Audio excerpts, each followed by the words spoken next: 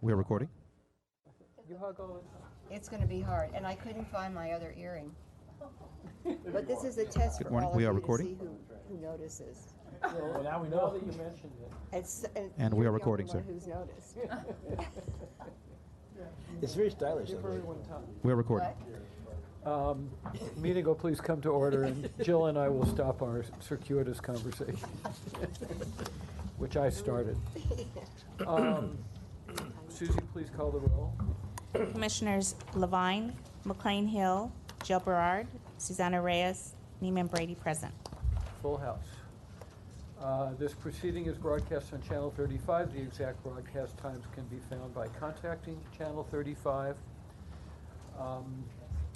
I have no opening remarks other than to salute the Purple Day that we are having here and in celebration of Women's History Month. And this morning there was a sizable group on the A level that did a terrific cheer for LADWP in the midst of what should be an interesting photograph and possible video.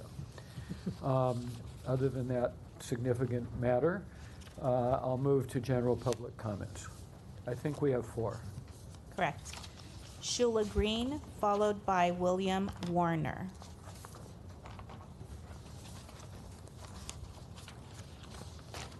Hi, my name is Shula Green. I am a neuroscientist. I'm a mother. I live in Westwood, Los Angeles. I'm also one of the lead organizers for the LA Forward Climate Action Team. I know you heard from a few of our members at your last board meeting. We have a few more here today as well to continue to show our support for shutting down the Haynes Harbor and Scattergood gas plants. We want to thank all of you for your service. We want to thank Mayor Garcetti as well for his action and push towards shutting down these gas plants. We know that we have about 10 years to take really major climate action to change our energy system off of fossil fuels. And I know that many of you on the board are very supportive of shutting down these gas plants, so thank you for that. I want to urge you to move quickly to request proposals for alternative energy systems. I know that you work very hard to make sure that everybody in Los Angeles has the energy they need. As a planner myself, I understand that these things take a lot of time, and that if we don't start planning and moving towards this now, we're going to hit a lot of bumps in the road, and it's not going to happen when it's supposed to happen by 2029. So I urge you to please expedite the request for proposals.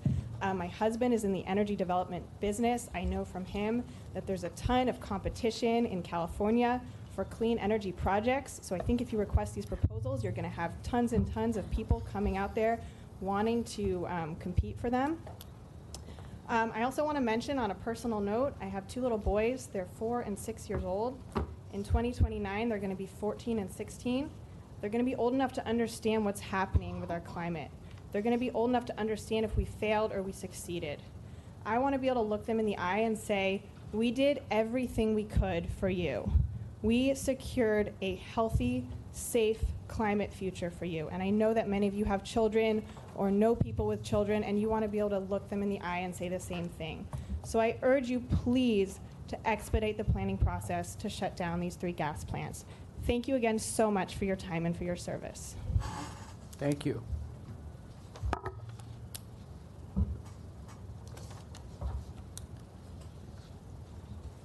Hello, my name is William Warner. I just want to echo Shula and say thank you for having us and thank you for your service. I'll be very brief. So when Eric Garcetti 1 year ago pledged that the Scattergood, Haynes and Harbor plants would be replaced with renewable alternatives, he stated that it's the right thing to do for our health, for our earth and for our economy. And when broken down like that, his words create the impression that our city's leaders know the imperative importance of following through upon this pledge. And I know that you guys all do. So as a resident of Koreatown, Los Angeles, I felt genuinely proud to be a part of a city that doesn't wait for further climate catastrophe to come to it, to think that my LA, and specifically my LADWP, is prepared to act as a leader in clean energy. So please, make us feel proud. In particular, if we truly care about the health of the El Segundo and Long Beach communities who are most affected by these plants, we're running out of time to demonstrate the strength of our compassion by delivering a just transition to green alternatives. And I was deeply moved by the news in the LA Times last month that 19-year-old Nalele Kobo, who's been fighting for climate justice for her community since she was 9, successfully in many cases, was recently diagnosed with cancer. And her courage is an inspiration to all Angelinos who want a sustainable future. And I urge DWP to emulate that by rapidly moving to phase out Scattergood Haynes Harbour. Thank you. Thank you. Adam Green, followed by Michael Klaproth. Good morning. My name is Adam Green. I live in Westwood with my wife and 2 young children. And while I've worked for utilities and IPPs for the last 10 years, I'm here in a personal capacity to encourage the board to plan an accelerated retirement of Haynes, Harbor, and Scattergood. I was at a certain utility in Rosemead as the first big wave of clean energy PPAs were being signed to hit a new 33% RPS. And I worked at a solar developer when the 50% standard was put in place, and at an energy storage company when the 100% renewable energy standard was codified. I've seen firsthand how clean energy solutions become less expensive the more and more they're deployed. I've also seen that the industry has consistently risen to challenges and surpassed expectations. We've applied a lot of really smart people to the problem, and we've maintained grid stability and kept rates low.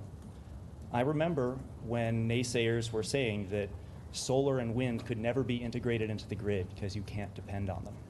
And I remember when it was said that battery storage could never compete at a large scale because it would never be cheap enough.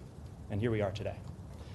So I admit that replacing a couple gigawatts in the load pocket is a tall order, but we are up to the challenge. What we need is a commitment to retire the plants along a certain timeline and a signal to the industry that replacements will be procured. And we need it now, not after years of additional study. Members of the board, our children won't thank us for taking slow, cautious steps here. The need for decarbonization is clear. And so I ask you to require a specific procurement plan from LADWP to safely and efficiently retire and replace the coastal gas plants with carbon-free alternatives. Thank you. Thank you.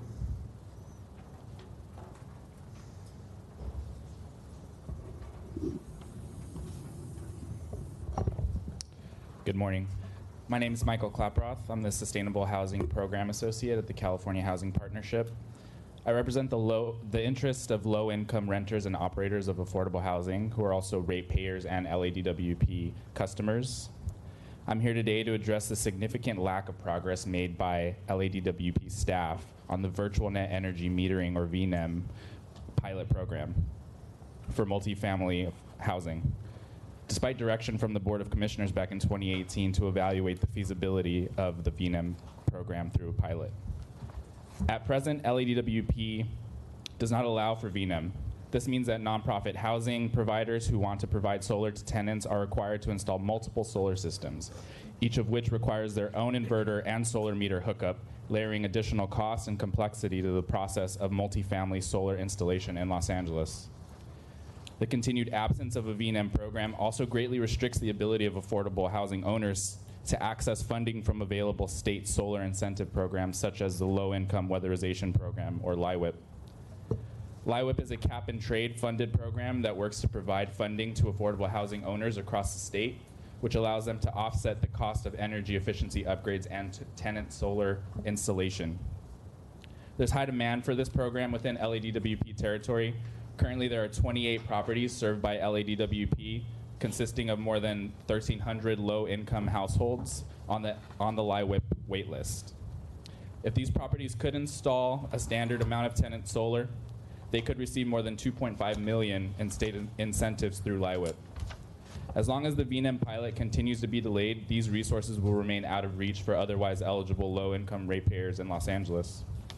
Additionally, without VNEM, low-income residents in affordable housing properties are not able to benefit from rooftop solar.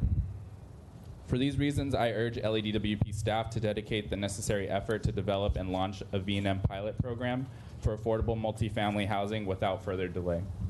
Thank you for your time. Thank you. I have one more card. Kevin Kearney,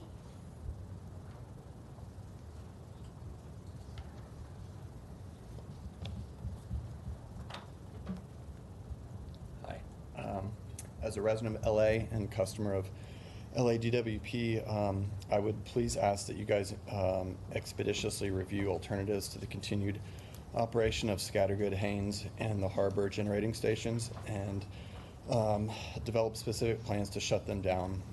Mayor Garcetti promised these facilities would be closed by 2029 or sooner, and we would really like a quick, reliable, and just transition to clean energy. And we know this takes a long time to plan, and we're under the impression that not much progress has been made thus far. We would like DWP to act as a leader in clean energy, especially with climate disasters like the forest fires in Australia and around the world are threatening our health and safety. We really would like some bold climate leadership. These plants have been polluting our communities for decades, and we would really like a quick solution to shut these down. As a parent, my wife and I are constantly monitoring the air quality to figure out if it's even, a good idea to go out and let our 4-year-old run around. That's really not a pleasant way to plan our weekends, and so that's just where we're coming from. So thank you for any progress and updates on that. Thank you. Thank you. This will close public comments. Jim?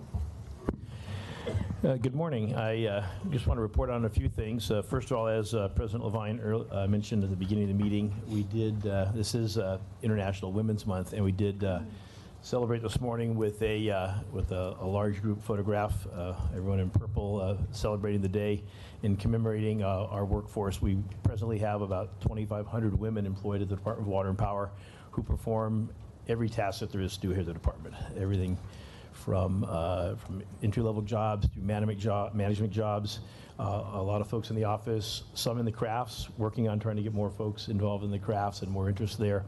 But we have a good campaign around hiring additional women in the workforce. But we really want to celebrate the folks that are here and acknowledge the significant contributions that they've made to the department throughout its entire history. We have a photo collage, which you're seeing in front of you there, of a number of our employees, and I believe we're going to run a short video, if Reggie's ready to run the video, that we did, that'll be on social media celebrating the women in the workplace here at LA Water and Power. Reggie, can you hear me, Reg? It's just a picture. Okay, just a picture. I guess we don't have the video, so we'll have to go online and look at the video, so that's fine. But we do have a short video. It introduces a handful of employees here at the department in their work environment, showing what they do best. So, but it's important recognition, and we're glad we can participate in this international effort and really recognize the efforts here at the department. LA Marathon was last Sunday. We, again, we're a sponsor of LA Marathon. One of the key things in the marathon is water stations. And we supplied the drinking water for the water stations all along the route. We particularly had a sponsorship at Mile 5 in Echo Park and Mile 22 in Brentwood, where we could have our own banners and our own recognition, our own labeling on the water stations. And really, Rich has a lot of efforts really aimed at pushing people to not use single-use water bottles, but to really rely on tap water and use refillable bottles. In the process, we're putting a lot of water stations around the city. We have work with Rec and Parks and other city departments to have more public water fountains, both for needs now and also in preparation for the Olympics in 2028. So we have hundreds of water stations that we're working on, but it's a part of an effort really to get people to recognize the quality of the water coming out of their tap, and that they should feel confident about that and rely on that, and help us to direct people that direction, and also to reduce waste and pollution from plastic bottles. So that's a big effort, and it's important for us to be a supporter of the marathon. We got a small interview on KTLA recognizing the effort, and it was a pretty good event. We had some people running in it, and a number of employees that volunteered to help at our water stations as well. We are at the very end of February, we hosted the 28th Annual Science Bowl. This involves about 100 or so volunteers here from all throughout the department. Public Affairs, Joe Romalo's group hosts it here. We've always taken a strong leadership role in the Science Bowl with LA Unified because we think it really helps expose kids to science and engineering ideas and jobs. We had 47 teams come from 25 schools, and North Hollywood High won first place, which is not quite well, it's almost a tradition. They've won more often than not, only lost a few times. And they're now heading back to the U.S. Department of Energy National Science Bowl Championship in Washington, D.C. And matter of fact, Austin Buettner called and asked if I'd be part of the send-off for that crew to go there. So the kids get a $1,000 Hitachi scholarship and an all-expense trip to Washington, D.C. and get to compete for the national championship. But it's a big tradition for us here to support that. And that was a great success this year again. We have guests here from our sister city of Berlin. It was probably a couple of years ago that the president of the Berlin Energy Agency, Michael Geisler, and I signed a MOU with our mayors on a rooftop here in Los Angeles. And this effort's been continuing to have an energy partnership. And so I'm going to let Nancy describe what's been going on with the city of Berlin and their energy agency in coordination with us. Thank you. Glad to welcome our guests from the Berlin Energy Agency. Los Angeles and Berlin have been sister cities since 1967. It's one of the longest and strongest relationships that Los Angeles has with sister city. And we visited Berlin a few years ago with the mayor as part of Sister Cities. And spent some time with the Berlin Energy Agency, and as a result of that, we've developed this relationship and partnership and are working together on strategies and projects around decentralized energy supplies and renewable energies. So we have a small delegation here visiting us this week. It's a project that's actually been funded by the German Federal Ministry of Economics and Energy to further the partnership, working together, looking at decentralized energy systems in urban areas. Los Angeles and Berlin share many things in common, large urban area. We have a similar size population. Our weather's a little bit different, so some different challenges, but it's been an interesting, we've had a number of exchanges where we've been to Berlin and they have come here, so they're here again today. And we had a very good session yesterday over at the La Croix Innovation Campus. We had able to bring in experts from LADWP to talk about some of our efforts around microgrids and other decentralized energy projects, and also had a public panel that was hosted by the U.S. Green Building Council Los Angeles chapter, which was well attended and a lot of interest. And so we're just very pleased. We'll be showing the delegation the microgrid and battery being constructed here at the JFB, and also they'll get to go see the Castaic pump storage project tomorrow. So I'd like to introduce them. They're sitting here in the front row. Michael Geisler, the president, Laurent Croeli, and Claudia Bachmann. And if it's okay, invite Michael to just say a few words. We'd appreciate it. Thank you very much. It's a great honor and it's a pleasure for us to be here and visit your beautiful city. We have been here nearly 1 year ago, and in that days I learned it's possible that there is rain in Los Angeles. So this means that I'm well prepared this year. And yes, we had a very good collaboration over the last 2 years. We had a very good workshop yesterday on the subject of microgrids and distributed energy systems and energy storages. This is as well a challenge for the city of Berlin, because we do have nearly the same political goals and targets you have to face with. And so we have to develop some strategies. We have to be climate neutral quite soon, I would say, and it's a challenge for, let's say, businessmen like us to bring that down on the ground.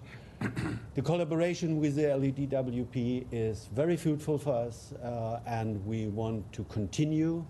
And I would love to give you as well very warm regards from our governing mayor, Michael Müller, who is in a strong relationship with Eric Gassetti. and we hope that this leads to, let's say, a better climate in both cities. Thank you.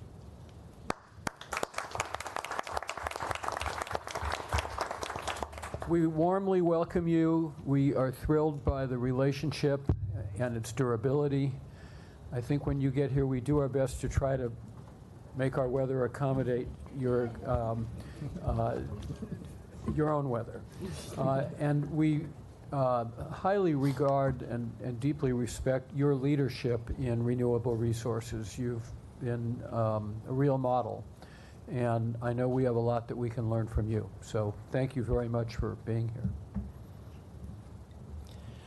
I have one last issue to bring up. This is the issue of the ongoing concerns about coronavirus and what our plans are. We've taken a number of steps as a department already to protect ourselves here and our employees and our guests. Our custodial staff, which does a fantastic job, has been on high alert and done extra work already to keep the building as sanitized as possible, especially places that people touch in common, whether it's in elevators or doors and that sort of thing. We've changed our P-card requirements for purchasing to make sure that we're able to get the supplies that we need, and we're starting an education campaign both for the folks working to keep the grounds clean, as well as the employees here, to make sure that we're taking all the steps we can to good practices for hygiene. With that, there are a number of efforts that are evolving very quickly. We have ceased essentially all travel unless there's something that's expressly critical to go to, which the senior AGMs will be making that call in their respective areas. We are cutting back on all large group meetings, classroom settings and things like that, where we might have a lot of people in a tight space, just to reduce the incidence of potential contact. We are working on what we do with employees who are showing signs of being ill. Some people are sick and they take sick time. Some people are sick and they come to work. And there's a way to deal with all that. We're looking at how we process that and take a little more aggressive steps to make sure that we don't have ill employees at work. At the same time, following the rules of how you put employees off on time off, whether they're willing or not willing to go. The mayor's office is working on citywide plans right now. I expect that we might hear something today about looking at opportunities if the need arises to have certain employees work remotely if possible, and to what extent that it would be possible, as well as further policies on not having anyone who's showing any signs of illness in the workplace and how we would vet those people. So there's a lot evolving in here. I think you might have a notice of some of the steps we've done on your desk there, but this is a daily evolution.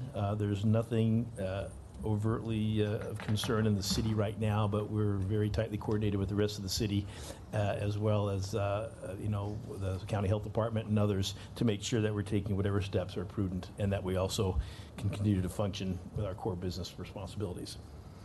So, do you want to add anything to that? And she hadn't kicked me, so that's pretty good.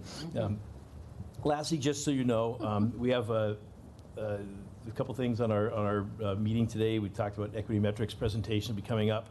I know you've asked about personnel and hiring and the process. So next board meeting will be a big meeting. We'll have the first two parts on the hiring process. Wendy Macy, who's the Department of Personnel General Manager, will be here to talk about the overall process. The second part we'll handle at the following meeting, and that'll be Linda and Shannon and her folks talking about our own internal processes. We're not going to do it all at once because next meeting we also have our budget presentation. So come rested and full of coffee, and that'll be a long day. A lot of important things coming up, but that's what we have coming up in the future. You can plan for that. So Marty, may I just comment on the coronavirus plan? Thank you for doing that, but I just also want the department to look at, as we have the situation is rapidly evolving, that there will be potential for widespread loss of income, right, for our customers. That will also cause increased number of people that might fall behind in their bills. So if we can monitor that, really closely monitor that, and see that the basic utility services are not shut off for the customers, especially during this time, that we are very that we look at it intently, what that situation entails because of this evolving situation with the coronavirus, because in the end, folks need hot water to wash their hands with soap and water, and it is vital that they have those resources. So I just want to bring that to your attention. That's a very good point. Add that to the whole scheme of our plan in addressing the coronavirus situation. I appreciate that comment. Thank That's a you. good point, and we'll work on that, because it's not really people who are sick, it's the people whose businesses are closing, or maybe people who are in the airlines industry or other things like that that are dramatically affected by all this. So we will make sure we have that plan for And it. Marty, may I also add to whatever statements you make publicly or on the website, to augment them with ensuring the water's safety and reliability, as there seems to be a run on water bottles in Los Angeles, and I think the customers in the community should be rest assured that there is no concern related to the water supply. Thank you for saying that. We do have a standby statement that we have not issued yet, but we could issue, particularly about that. I was shopping last night, and the shelves were almost empty in the water bottles, which for earthquake preparedness we strongly support. But there's nothing wrong with the drinking water in a situation like this. So that's one thing we're trying to let people understand, is that the water is perfectly safe to drink. And while emergency preparation would tell you should prepare for all things, when people are stripping the shelves of drinking water, makes no sense in this case. And actually, ours is better than the drinking water. Well, yeah, it's much more thoroughly tested and vetted, and I mean, this is specifically why we have public water systems, just so that you can drink the water in cases like this. So yes, absolutely. Commissioner comments. Commissioner Barad. Thank you. I would just like to state again that I had asked at a meeting that we have a timetable for the bucket brigade, how many schools are involved, where they are. And I asked for that timetable to be given to us within 90 days, and it's been several months, and I have not gotten anything on that. Marty, you're looking for that? Yes, I'll find out where that's at. Yeah, I don't know if we have all the information from LA Unified or not, but we'll make sure we follow up with them. Other commissioner comments? Commissioner McLean-Hill. Thank you. I'd just like to point out another DWP activity, one that I was involved in over the weekend, Arbor Day celebration down in Wimbledon. It was my second event where the agenda was tree planting with city plants. And the department was very well represented. As you know, we fund city plants and are responsible for funding a host of trees being planted throughout the city. In both events that I've done, they were in communities that are typically underserved. The reception is tremendous, both at the community level and with all of the partners. So I just wanted to note and to highlight the DWP's involvement in that particular program. Thank you. Can I comment on that? There's a big effort in the city to really make sure that there's a fair distribution of tree canopy throughout the city. Adele Hatch-Galil, who's the new general manager of Bureau of Street Services, has committed to really increasing the city's tree planting, and of course we're a partner in that, as you're aware, and I think it's in the equity metrics slides. I know there's a slide on tree canopy as one of the things that we are involved in, also in terms of heat island and the impacts on energy consumption. It's really quite exceptional to see that work up close and personal out in the community. And then I have two requests, just as you are thinking about reports and scheduling of agendas. One relates very much to the equity metrics. Since I've been here, I've not seen any status report on our EEO compliance. And I'd like to begin looking at that at the board level, just to understand kind of what that looks like as a department. Certainly. And then it's been many, many, many months since we had the suffered as a department the incident which involved the death of an employee, the safety-related incident. and also resulted in pretty catastrophic injuries to another individual. In connection with that, I'd also like to better understand, I'd like an update on that particular investigation, but I'd also like to just, again, after a little more than a year, I don't think I've ever seen any report benchmarking the department's safety record. And I'm interested in understanding and having some context around the department, its safety compliance, safety record, and some benchmark. I'd like to see a report on that as well. Okay, absolutely. Other commissioner comments? Commissioner Neiman Brady? Yes, two. First, as a new commissioner, I am getting my bearings here, and so no surprise, I have another thank you to the folks at Scattergood. No matter what your views are on gas plants, it is a very impressive facility. And there is a very dedicated team of LADWP employees that work hard to ensure the safe and reliable source there. And Commissioner McLean-Hill and I were given a tour, and I'd like to thank those individuals as well as the Energy Control Center and folks at the Training Center.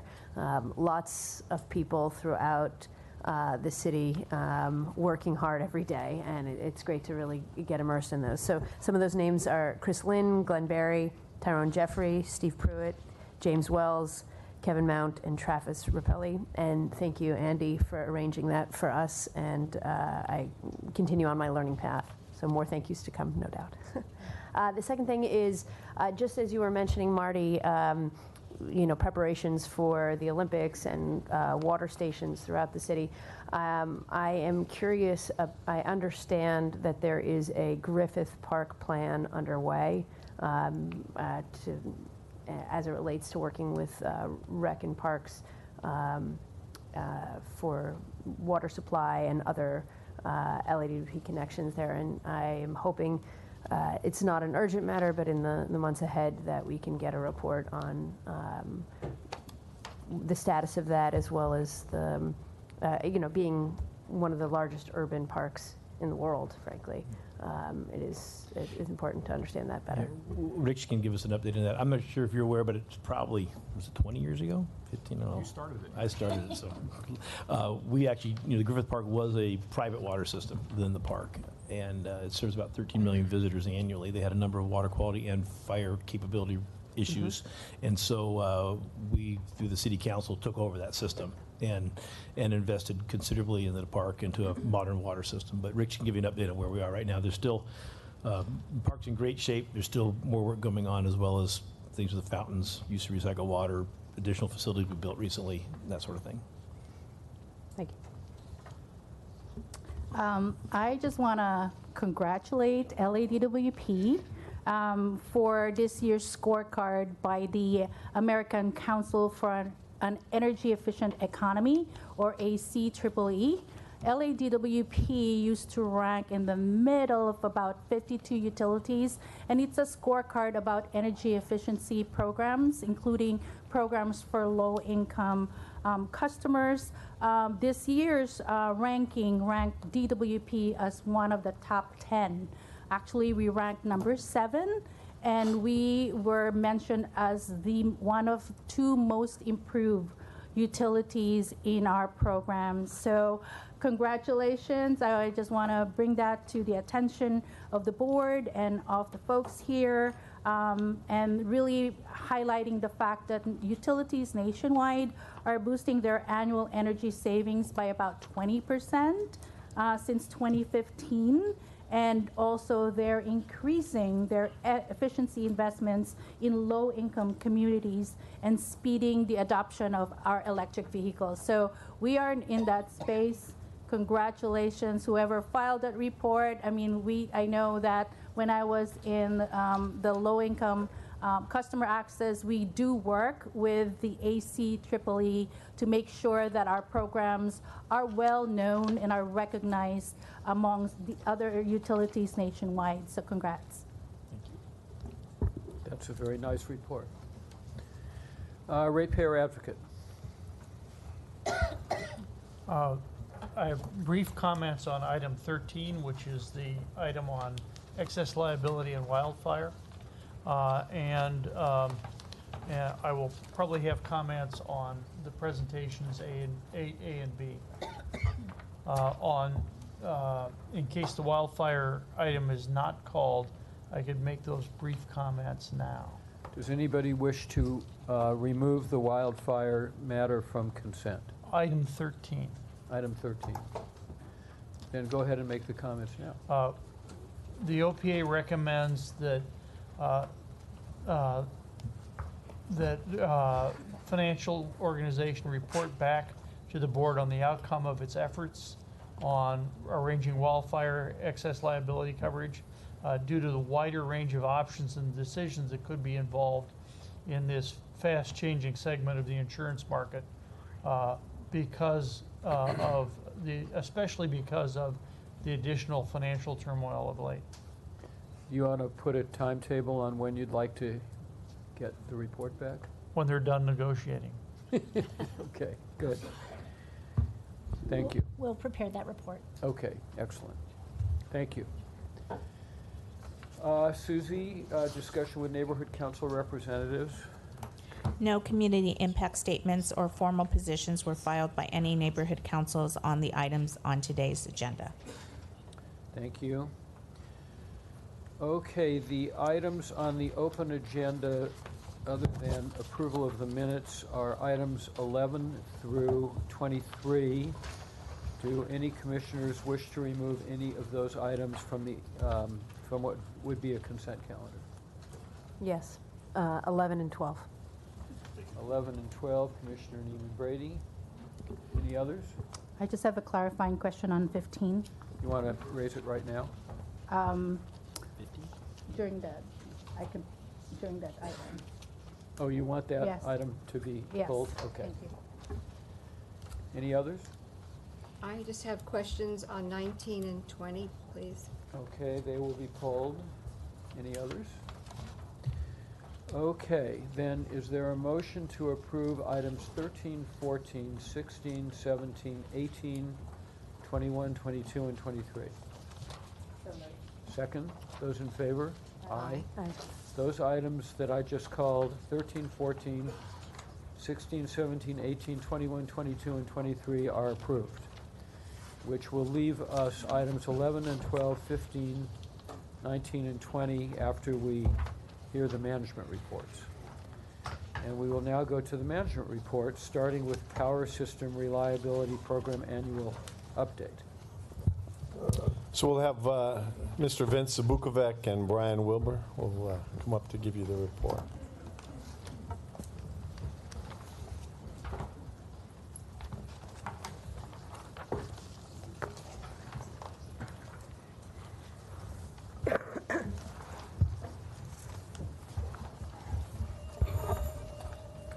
Welcome, gentlemen.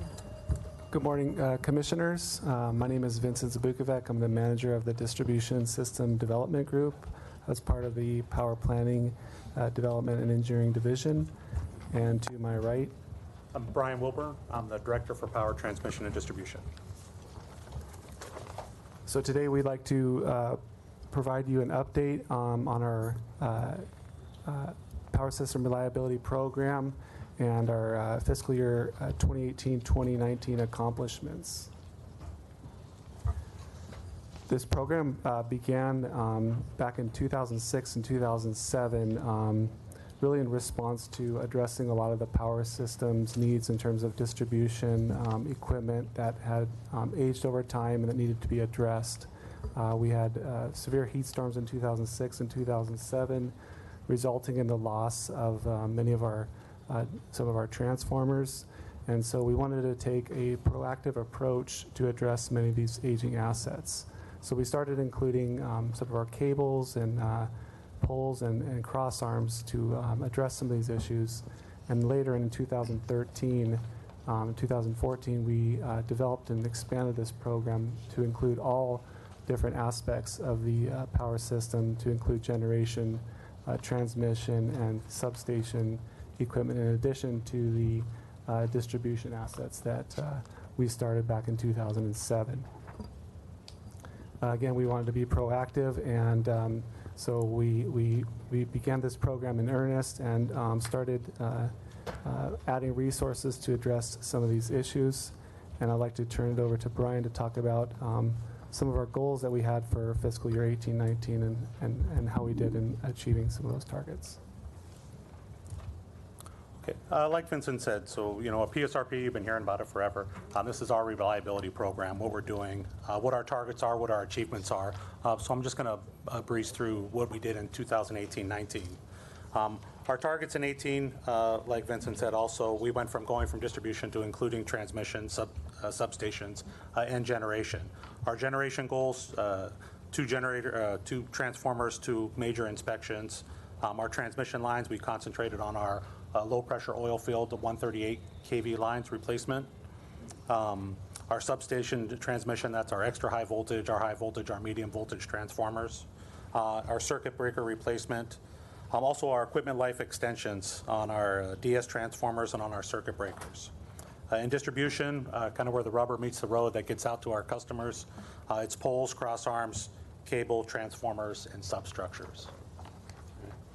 Going back to our achievements in generation, we had 2 major generation inspections that were initiated. Those were 80% complete. We had a few issues at Castaic on the one replacement, having some crane work being done. So we're waiting for that to be completed so we can complete that general inspection. Also the installation of 2 generation transformers, one commissioned at Castaic Power Plant Unit 2. The other installed 1 service station transformer in Castaic Unit 3. For our transmission lines, like I said, we were concentrating on our low pressure oil field cables. Our goal was to complete 2, we completed 4. So we were moving ahead of our goals on there. Also retrofitting 30 manhole covers, and this is our blast covers that protect these from flying in the air if there's a fault in the vault itself. We were able to retrofit 32 manhole covers. In addition to this, we also did our Silmore ground return system replacement project. And if you remember the presentation on that went in service in November of 2018. And that was a very successful program moving forward. Our substation, 1 receiving station and 1 switching station transformer. We went ahead and we completed both of those. Actually, I'm sorry, we exceeded both of those. We had 2 substation and 2 RS station transformer replacements. 34 distribution station transformers, 27 circuit breakers replaced. We met our goals all through there. We also completed 212 circuit breaker life extensions. So essentially, if you're thinking of our 27 circuit breakers as new Teslas, we also rebuilt 212 Volkswagens. So they're going to go ahead and keep going to get us to until we can move forward and get these goals completed later. Distribution, again, this is kind of the bread and butter. Once we get our transmission and everything to the station, it's really about getting it to the customer reliable and keeping our outages low. That's our poles, cross arms, underground cables, transformers. We have a few contractors on board that are helping us achieve these goals. If you go to the next slide, you can see where we were at.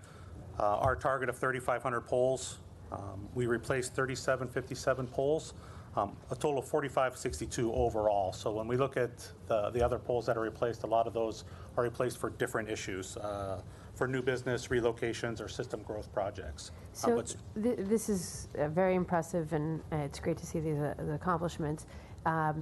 It makes me wonder, though, how do you set the target? How are the targets for each year set? Because these, I don't want to suggest, well, we always want more, but the more you do of this, the better the reliability. And I know there's constraints on labor and getting things done, but how do you set those targets? And a lot of this is based on what we've been able to do in the past, what our crews are able to do. So we also calculate cost per pole, cost per transformer, and based on what we're budgeting for that year, how many we're expecting to be able to do. And then it's all about resources at that point. Right now we were able to pull in currently some extra contracting crews that are helping us exceed our goals. So we do have an increase next year, looking forward that we can do more. So a lot of this is just based on what we've been able to do and how we can adjust our resources. Okay. So do you need more staff in order to have higher targets? Yes. Bottom line, yes. So just to clarify, so we were doing 2,000 something polls a year, and as part of the last rate increase, a lot of effort was put in both water and power systems to replace aging infrastructure. Poles are rated to last around 70 years. We had quite a few poles that were older than that. So, so what we've done in both systems is increase the rate of replacement to get to a number that we think is sustainable for the future. So there is a hump of older infrastructure out there, which we're trying to catch up with. And then at some point, we plan to replace at a much closer to 70-year life cycle. That being said, at plus 70, 80, 90 years old, poles are not falling over on their own, so they must last longer than 70 years. So the question is, what's the right rate where you're getting the most of out of your investment and not replacing things prematurely, but at the same time you're maintaining a reliable system. So, but this is part of the ramp up, and it is driven by resources, and it's not just personnel, but it's personnel, it's equipment, it's yard space, it's the ability to contract. We thought we'd have more contracts doing this work. Contractors are hard to find right now because they're all working wildfire issues. They're working for Edison, they're working for PG&E. So, so it's a multifaceted aspect to this, but the whole plan is to get these older poles out of the system, and this is the trajectory that we think is sustainable. When you present, I presume that when the budget comes in the next meeting or two, you'll have some targets related to this as well. It'd be helpful to have it in a little bit of context, number of poles targeting out of poles there are, or out of relatively useful life, or something so that we can put how many poles and what them the in replacement looks perspective. like. In the context of what we believe are vulnerable. Right. I mean, if we don't have the resources to deal with substantial numbers of vulnerable items, it's one thing. I mean, I would think that would be the question. Kind of a tipping point. Yeah, So I believe that we're on the right track to where we think is One sustainable. thing's important to understand that, for our crews, the same crew that replaces a rotten pole is the same crew that replaces a transformer when it fails in the heat, and it's the same crew that's installing the poles, transformers for a new business job, right? And that's where we really rely more and more on our contractors for more of just the deteriorated pole, the cross arms. We do more of the transformer work. But when we started this and made these goals, we had a growth pattern in mind when it comes to staffing, right? And based on that growth pattern, we should have hired 300 new employees, journey level employees by now, and we're down in net 24, right? Based on the industry and what's going on. So. And that's the challenge with that, and even getting contractors, because there's just so much work due to the wildfire, and what's going on there, and even sort of the utilities that were taking journeymen from us are now losing those journeymen to their own contractors, right? Because the work is different in the hours, and so. It's a challenge, and I think we're making progress in addressing that. But this is one of those places where it takes, for our training program, 42 months from start to finish to create a journey level person. So I think eventually we'll be coming back with another discussion on staffing and that and what we need to do. But that's where the more of the contractors are a bigger help with the pulse. So I just want to make sure that I understood what you said. So you indicated that the initial plan aligned to a staffing increase of 300, and that we're down net 24. Is that we missed our target, or is it that that rather than adding 300, we actually have a net decrease? Well, we missed our target in the sense that we've trained journeymen, and the other utilities or the contractors were paying more, working more to a point that I don't believe it's safe. So, if you look at a number of over the last 5 years, between retirements and people who have just quit after we've trained them and gone to work for other utilities and other contractors, we have now a payback in place that once they complete their training, if they leave, then they'll have to pay us back. But at this point, we're 18 months before that first class breaks out. So between retirements, promotions from retirements, if I retire or Brian retires and we, promote to backfill, every one of us that leaves is a journeyman out of the field. And so I think, but that's what the industry's facing right now, is there's just a shortage of the people to be able to do this work, and we're all struggling. So two things. One is, how do we prevent you from retiring? But you don't have to answer that right now. Well, But I think Cynthia's question, Did we hire 270? 76 or Yeah, something? yes. Or did 76 people, and so we missed our target by 24? Or did we not only fail to hire 300 people, but we actually wound up with a reduction of 24 people? We hired based on, the plan was based on the staffing we had at the time and the growth, right? So what impacts us is, and we don't lack for being able to hire trainees. I could hire 300 trainees next month. But you have to have the right number of crews for those trainees to get the proper amount of training. So as those crews and people left, the number of crews we had dropped, so the number of trainees we could hire. So that's typically, trainees go as people promote. We have 2 classes that break out. In some cases, over the last few years, we've lost almost entire classes that as soon as they've broken out, they've gone to a different utility.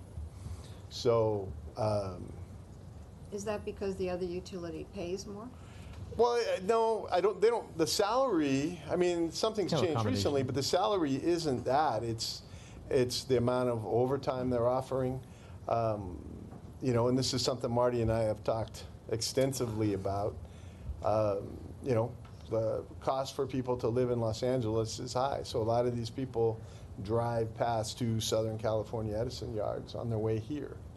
So some of it's they can be closer to home. A lot of it right now is, like I said, the contractors, they're working 7 days a week, 16 hours a day, and they're in some cases getting paid for 24 hours a day. Working them that much is not safe, and they've had accidents.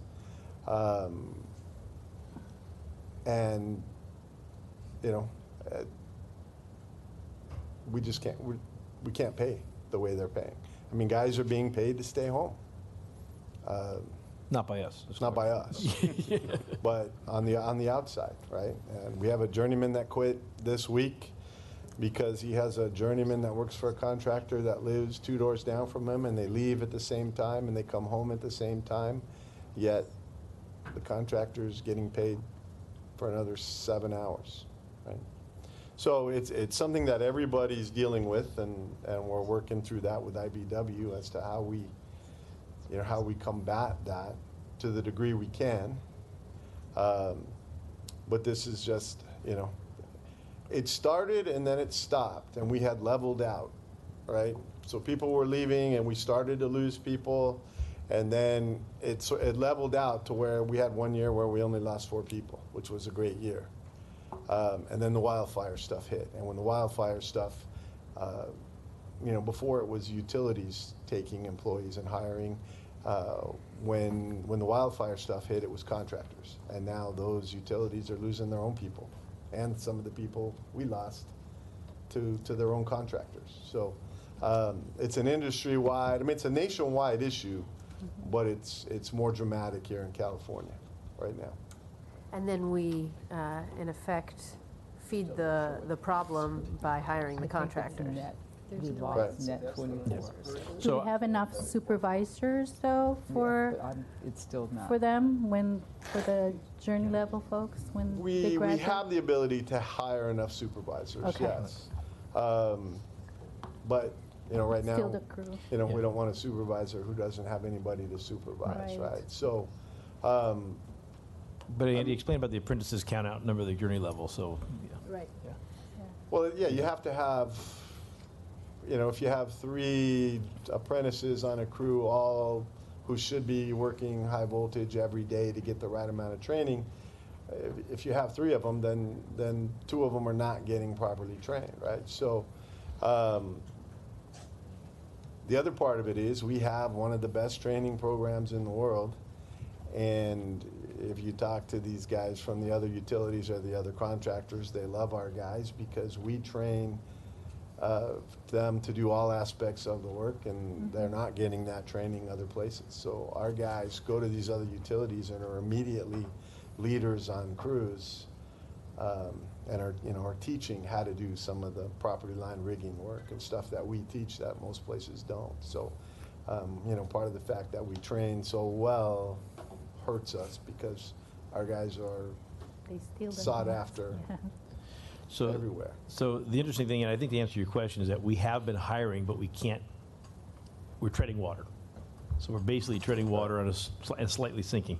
So, but it's not for lack of hiring; it's for lack of being able to I get understand. ahead. I was just trying to understand whether we had just missed our target by 24, or whether we had not only missed our target altogether, but we had actually declined by 24. We So missed it our sounds ability like to grow. Yeah, we so- lost and didn't grow. Okay. Yeah. So that's fine. And then I guess my other, just sitting here,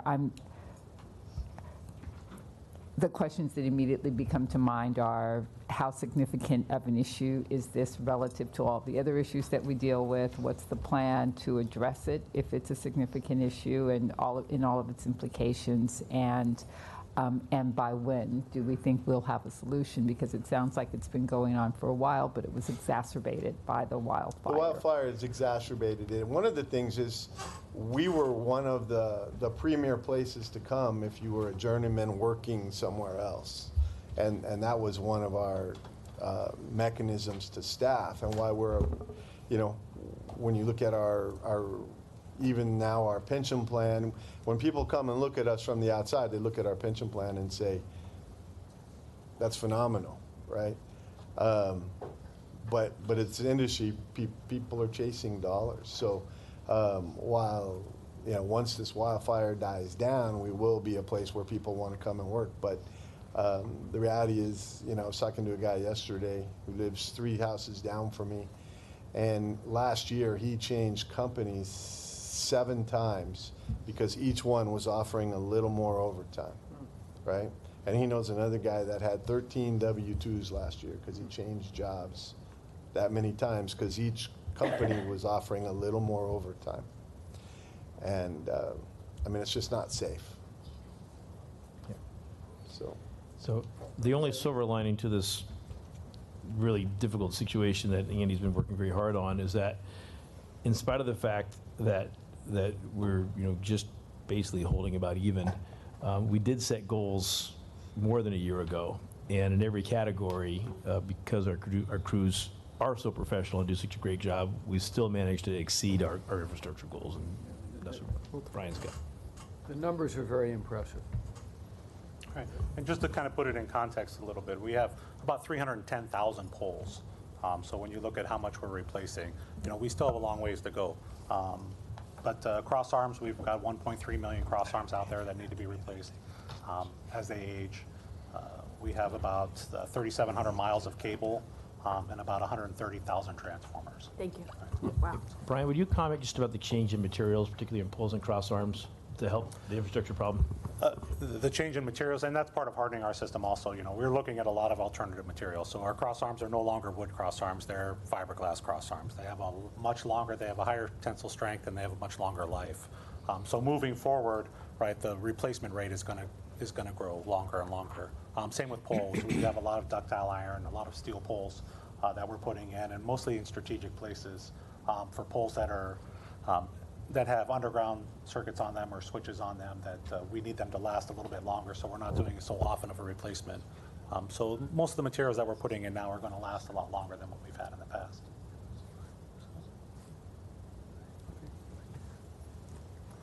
Thanks, Brian. And as Marty had mentioned, we're looking at what we have available with our resources. So we formed a collaborative effort with various members of our engineering and construction teams, and determine what goals we could reasonably attain. And so some of the areas we potentially saw, or we identified as areas we could increase that needed to be addressed because of the large number of assets, we looked at increasing the number of substation transformers that we wanted to replace. So our power construction and maintenance crews work closely with us to help us establish those numbers, along with our engineering staff to helping to identify those areas that most needed to be upgraded or replaced. We also looked at circuit breakers. We had a large number of 4.8 and 34.5 kV circuit breakers that needed to be addressed. And so we set new targets based on those circuit breaker replacements and resources available. And then we looked at our SAS upgrades. So we want to basically continue to modernize our system to provide our operators the resource, the visibility, and the operational flexibility they need to provide our customers reliable power. And then we also looked at replacing some of the distribution assets that Brian had talked about. So we are currently targeting to replace 4,000 in 1920, which is this fiscal year, and eventually wrapping that number up to 4,500 by the year 23-24 fiscal year. Are you looking at areas that historically get a lot of wind, and also areas that where the houses are older? I mean, I know where I live, our whole area was built in the 1940s, and every time it's windy, I go and look at the pole because I think it's going to come down in a minute. And when the pigeons go up there, I tell them, be careful, because I mean, it really looks like it's going to fall apart. Yeah, as part of our, we have an inspection and maintenance program. So as part of that inspection and maintenance program, we do identify, in addition to the age, we also look at, the pole's ability, the strength of the pole, and in our design criteria, Brian's team can talk about that. In our design criteria, we include the pole wind loading and things of that nature to incorporate that in replacement cycles. So everything new going in has a wind loading program, so everything that's on that pole gets calculated out based on the wind that pole and all the equipment that it will hold. And what Vinny was talking about, our inspection program really dictates the priority of the poles that are getting replaced and where they're getting replaced. Do you have an inventory so you know where? Yeah, so our inspection and maintenance group, they do an annual inspection on all the poles, so they'll go out and do a visual, and then we also do an intrusive inspection on a 5-year cycle. So we can identify where those poles are, and we'll immediately put in a fix-it ticket, essentially, to go in and have that pole replaced. And so it'll go at a higher priority based on the results from that inspection. Do people who work underground, can they then do some of this work also? I mean, can they do both, work in both areas? As far as the inspections? Yeah. Yeah, so we do a vault inspection. We do our underground inspection also along with our overhead inspection. We have separate groups that do each of those. So we do annual inspections on all of our vaults, all of the equipment in the vaults, and it falls under our PSRP program also. What does that stand for? The Power System Reliability Program. Okay, thank you. Is it also included evaluations of altering, taking things underground? Is that in this as well, or changing something from being radial to loop? Is that involved here, or is that done separately? It's done separately, and that's Okay. our planning engineering group that looks Planning at. engineering Yeah. knows that. Okay. Yeah, so if we have areas impacted by overhead issues, we'll look at opportunities for conversion, and we actually do have different aspects of the conversion program included in our power system reliability program.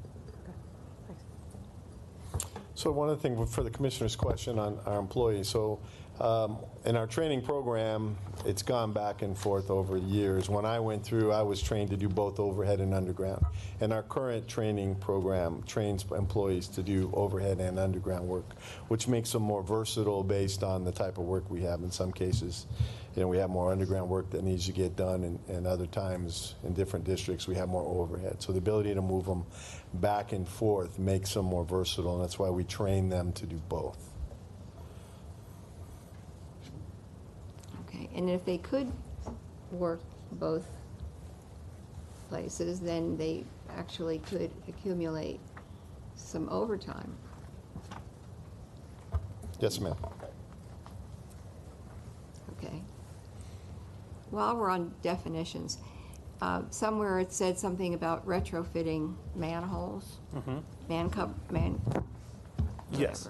So covers. So that retrofit program essentially is a blast lid program. So for our low pressure oil field cables for our 138, our transmission lines, we put in a special manhole cover that can suppress a blast if there's a fault inside that particular location. Okay, and then sometimes people trip over the covers or they fall in.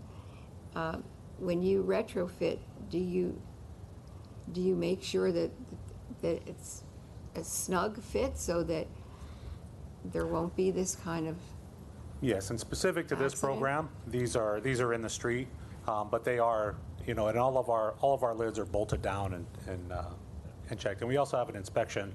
So for all of our vents that are in the sidewalks and everything, we have an inspection program that goes to make sure that they're all secure. Yeah, the vaults and lids are match sets. So. Yes. Okay, thank you.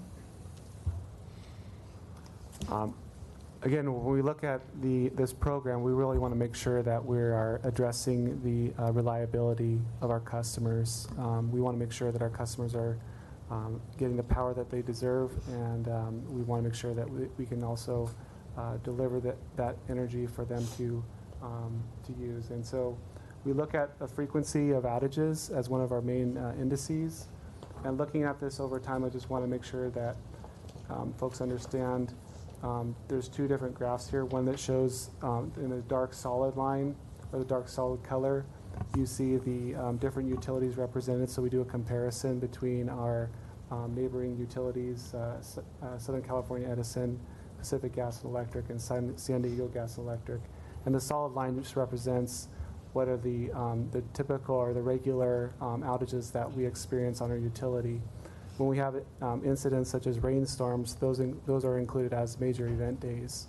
So those can cause spikes or increases in the beyond the normal level of reliability incidences that we experience. So we wanted to show both here to show you how some of these reliability replacements have really helped us over time. So between 2017 and 2018, we did show a decrease in the number or the frequency of the outages that we experienced. Many of these outages that we see in 2016 and 2017 were due to some of the rainstorms and inclement weather that we experienced.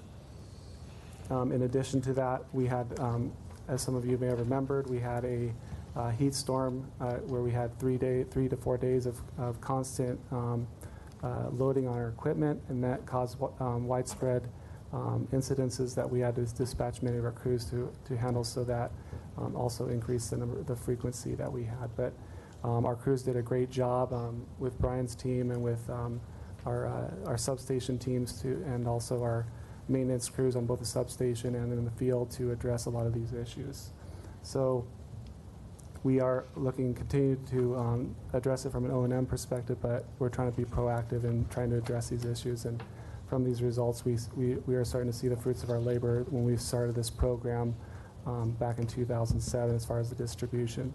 Some of the other utilities like San Diego Gas and Electric, they started their replacement programs much earlier, so a lot of the benefits that they see are they have much lower reliability in terms of much higher reliability but lower frequency, and a lot of that's due to the fact that they have they started their program earlier, and also they have more mild weather conditions. Do you track Mayfie as well? In this report, we report on the Sadie, the Safi, and the Katie, but we don't particularly track Mayfie. So you don't have the data on Mayfie? No. On the durations, we also look at the system average of customers across our territory and how we perform versus other utilities. And we saw, if we look at the solid lines as well as the major event days, we did see a decrease from 2017 to 2018 as we replaced many of our assets in various aspects of our power system.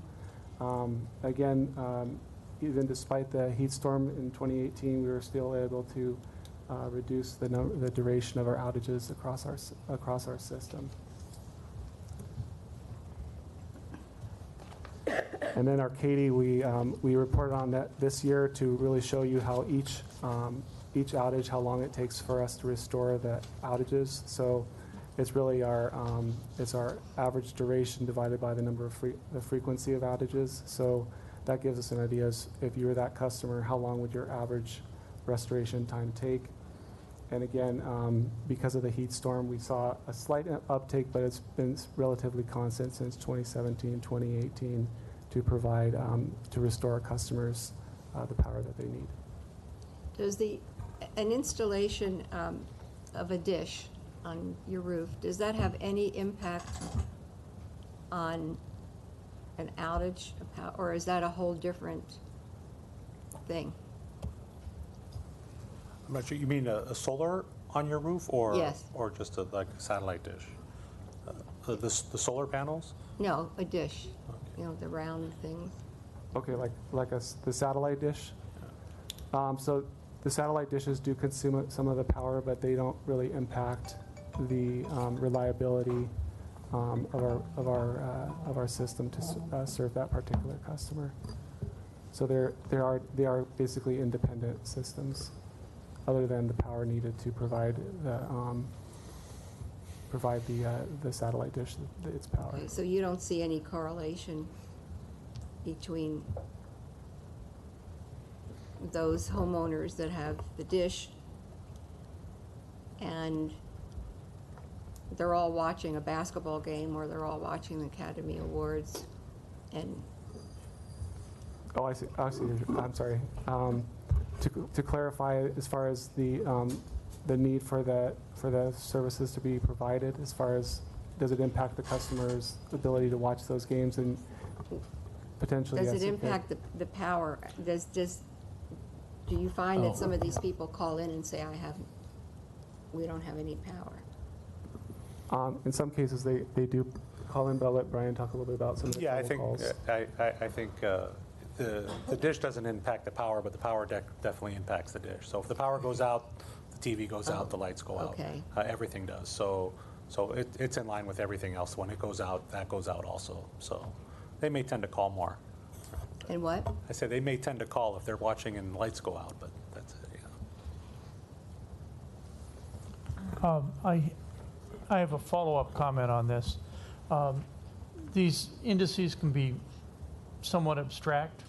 The first one, the safety index, is how often you might go out, and that's generally an indication of how well the system is built. The Katie index is the one Commissioner McLean-Hill asked about. Is this important? Is staffing important? Katie is generally an indication of how well you can get staff out into the field to help repair things. And here's where low staffing would show up. And in the extreme events, we were worse than others in the relatively calm year of 2016. And in the events of 17, SCE and PG&E had it worse, and that was, I assume that shows some of their fire outages. And absent PG&E, we're in second place in 18. So the staffing challenges show up here. Okay, thank you. Any other questions before we move on to the next? I know I already mentioned Mayfi, but if I don't want to make you do something extra that's complicated, but to the extent you could see whether you could track Mayfi, I find it a better measure of system reliability, personally, because of it's tracking the moments rather than longer duration. And at least my experience, you could see the most marked improvements in your investments in that metric over time. So it was a good metric to typically demonstrate your successes. Okay. So great, thank you. Yeah, I think that's something we can work in. I mean, one of the things why this program came up was we've made a really, really strong investment in reliability going forward. But we had a period when we were getting ready for deregulation and after where we just didn't do maintenance, right? We focused more of our money, those of us who were here remember the ticker, where we were paying down our generation debt. And for on the distribution side and to a degree the transmission side, we didn't do maintenance for about 20 years. And that's where these sort of, we're making a marked improvement, but in a system that's older to begin with, when you go 20 years without doing maintenance, then you have a long ways to go. But we can definitely work that in. Okay, and so as we moved to study what we've invested, we talked about how we can improve our reliability. We wanted to also make sure that we're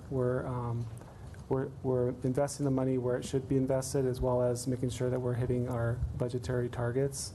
And so typically we want to stay within the 15% that we report to the ratepayer advocate, and also make sure that we are not going beyond our limits. But we look at the capital budget itself, and we were only underspending by about 5%, so we did fairly well in that regard.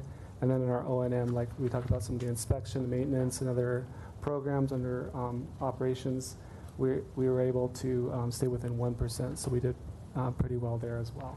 So overall, we were about 3% under budget. So I think we did a good job as far as making sure that we're spending our money where it should be spent. You beat your targets and we're under budget. That's fantastic. Yeah, so you can't beat that. So one of the things we were talking about is where do we go from here, and we did establish some of the 5-year metrics moving forward. We want to make sure that we have the resources available, so that's why we try to work closely with our staff, and also look at some of the opportunities that might be out there to replace these assets and make sure that we're also receiving the reliability improvements that we need. But our maintenance crew also wanted to mention that they did increase their life extension work, so that's helping us to better utilize some of our resources to prioritize some of the asset replacement upgrades we need. We're also looking at other IOUs and seeing what are some of the best practices in terms of how we can upgrade or replace some of our assets.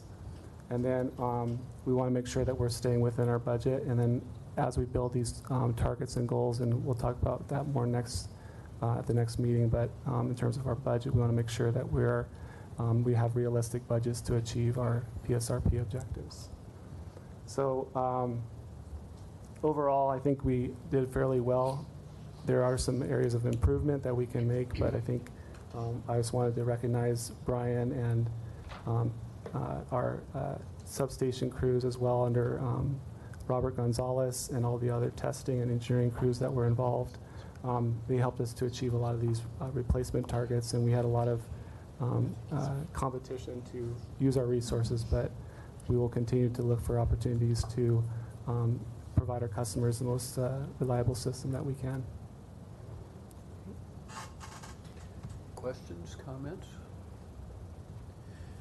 Well, given the challenges, which are evident, you guys have done superbly, extremely well, and I want to compliment you and thank you, and I'm sure that I speak for my fellow commissioners when I say that you're meeting these challenges as effectively, I think, as can be done under the circumstances, and we applaud your efforts. Thank you. Thank you. Thank you. Thank you. It was a good presentation. Equity metrics. We have 4 speakers. Okay, well, let's hear from the speakers first. Blanca de la Cruz, followed by Augustine Cabrera.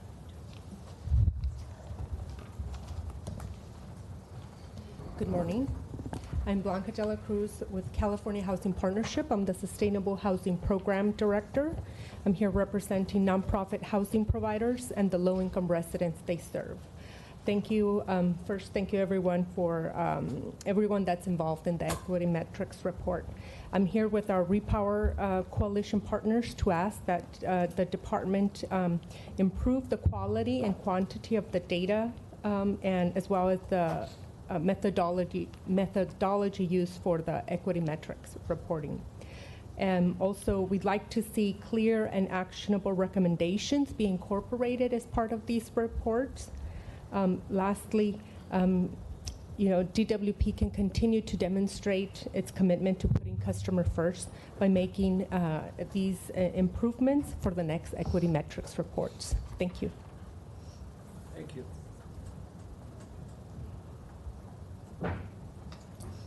Good morning. My name is Agustin Cabrera. I'm with the LA Alliance for New Economy and the Repower LA Coalition.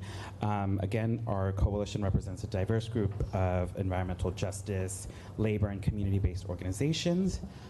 In 2016, Repower LA successfully advocated for the Equity Metrics Data Initiative because our members represent low-income communities, and it matters to us how the DWP is serving these communities.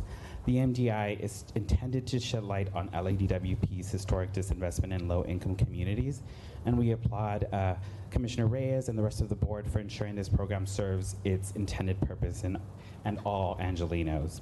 I'm here today to ask LADWP to improve the quality and depth of the actual data and methodology. The way the report is currently written, it is not accessible to us as advocates, let alone ratepayers. Here are some of the reasons why it doesn't reach its intended purposes. There is no analysis with clear recommendations, which is at the heart of why EMDI was created. There are no metrics for customer service or the new community solar programs. And there's no additional information such as geographic or neighborhood and demographic data. Lastly, there's no ambitious benchmarks that can increase the enrollment across these low-income programs. This is the only way that we can know if these programs are reaching its intended audience. It also helps us be better advocates and allow us to talk to ratepayers about bill saving and clean energy programs. We are happy to help make sure these programs are reaching communities that need them the most by working with the board and its staff. Thank you for your time. Thank you. Hodan Hassan, followed by Jasmine Vargas.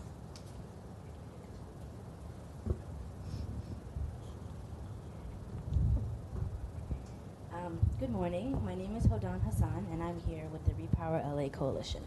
The Repower LA Coalition represents a diverse group of environmental justice, labor, and community-based organizations. The Equity Metrics Data Initiative is intended to shed light on the LADWP's historic disinvestment in low-income communities like Boyle Heights, South LA, and Pacoima. I'm here today to ask LADWP to improve the quality and the depth of actual data and methodology, and that there be an analysis that has clear recommendations, which is the heart of why the EMDI came into being. I am able to be here today at this morning meeting to hear the equity metrics presentation. However, many people in my neighborhood can't be here for a Tuesday morning meeting / afternoon.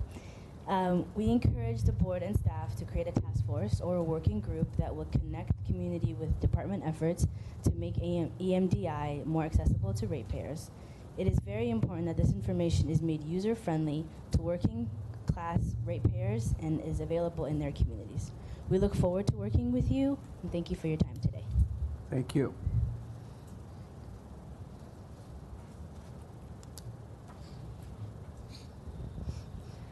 Hi, my name is Jasmine Vargas. I am the senior organizer for Food and Water Action. I actually was the organizer for Repower LA before this, and have been part of the coalition for many years. One of the things we were able to do successfully with the board support was pass the EMDI, and now that we have it, I want to make sure that it's doing what it's supposed to do. We ultimately created this in the intention that we make sure that we understand where all the programs are going and whether or not they're being distributed equitably, hence the name. And also, we wanted to be able to use this data to analyze it and to be able to make clear recommendations on how to move forward. And ultimately, I, as an advocate, as someone that comes to board meetings all the time, can look at this presentation and understand it and be able to evaluate the report of over 300 pages. But that doesn't sound like accessibility to me when I'm thinking about the ratepayer and the customer base. For example, since I know how to use the tool, I was able to take a look at the home energy improvement program and the other energy efficiency programs. And although they look like they're meeting their benchmarks with green across the board, as they like to show, it ultimately, to me, tells me that there is more room to grow for LADWP, that there's room to expand those energy efficiency goals so that they can actually go to where they need to go. We also need to make sure that we're using the resources we already have for low-income programs, like the $100 million you all approved last year, so that the benchmarks for the home energy improvement program, for example, don't go from 3,000 in 2017-2018 fiscal year to less than 1,000 in 2018-29 fiscal year. That's the kind of data that we're able to see now. And so how can we make it more accessible to customers is going to be the next challenge, and I welcome you on helping us figure that out. Thank you. Thank you. That closes. Okay, we will now have the presentation.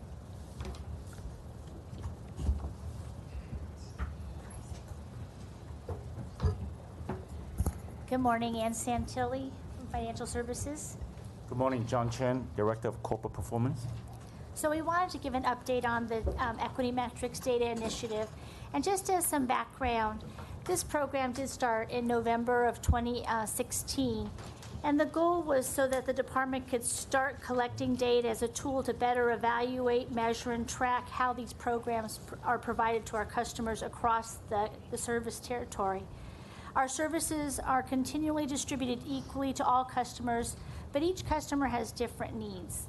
Equity for a utility is offering services and programs that consider all customer needs, ensuring fair and just impartial service. So as a reminder, the department's equity metrics, we have 4 categories with 15 metrics. The first category is water and power infrastructure and investment. And this is to help ensure that customers have reliable and quality water and power.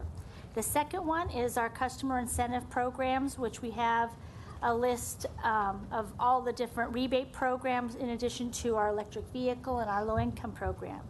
Our third category is procurement, to make sure that all businesses have access to apply for department contracts. And then the fourth one is the employment.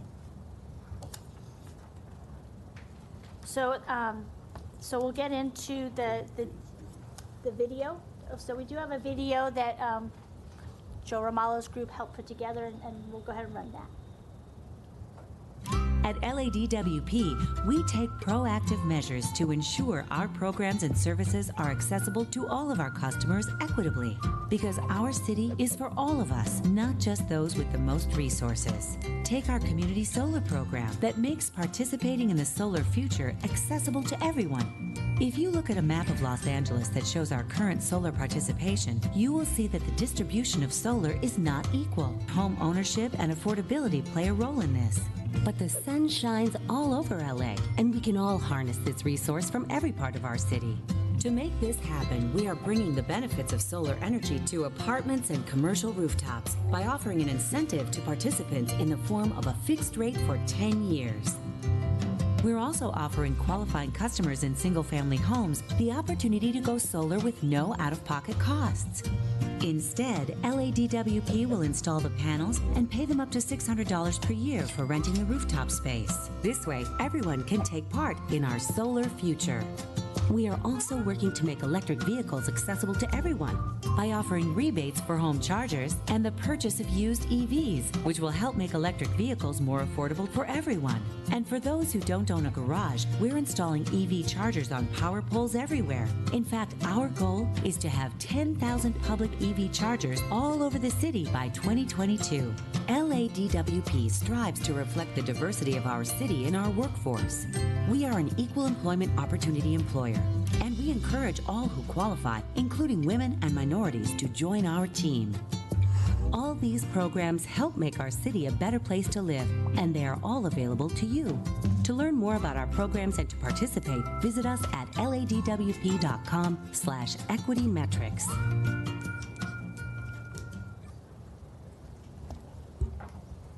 So we have selected a few of the metrics to talk about. In the filed item, there is a heat map with all of them describing the program, the outcomes, and the items that they're following up on. But the first one that also relates to the prior presentation is the Power System Reliability Improvement Program. So from tracking the data, we can see from 2017 to 2019, our SAIDI and our safety metrics have improved. We tracked the number of rain days and what was causing the outages, and some of that was caused by vegetation. So the department does have a $30 million vegetation program for the current year to help improve these programs and make sure that there is reliable service throughout the city. And on the water side, water quality is a top priority for the department. There were 430 water quality complaints during the 6-month period that we were monitoring this, and we found that 45% of them were due to items on beyond the customer's pipes, so it was quality that was in the household. So our customer people went through and educated them. Another percentage was we were working on pipes in the area where we had additional disinfectant. We educated on them, and they were understanding of that. But water quality water is delivered throughout the city, and we have a very responsive team.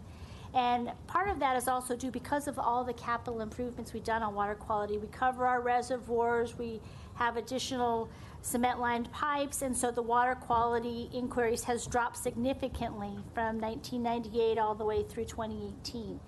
And one of the additional things that we are working on is the hydration stations, so to make sure that people have access to public quality water. And I believe that will be coming back to the next board meeting to work with General Services and Rec and Park in installing those hydration stations. Another area of quality is our solar program.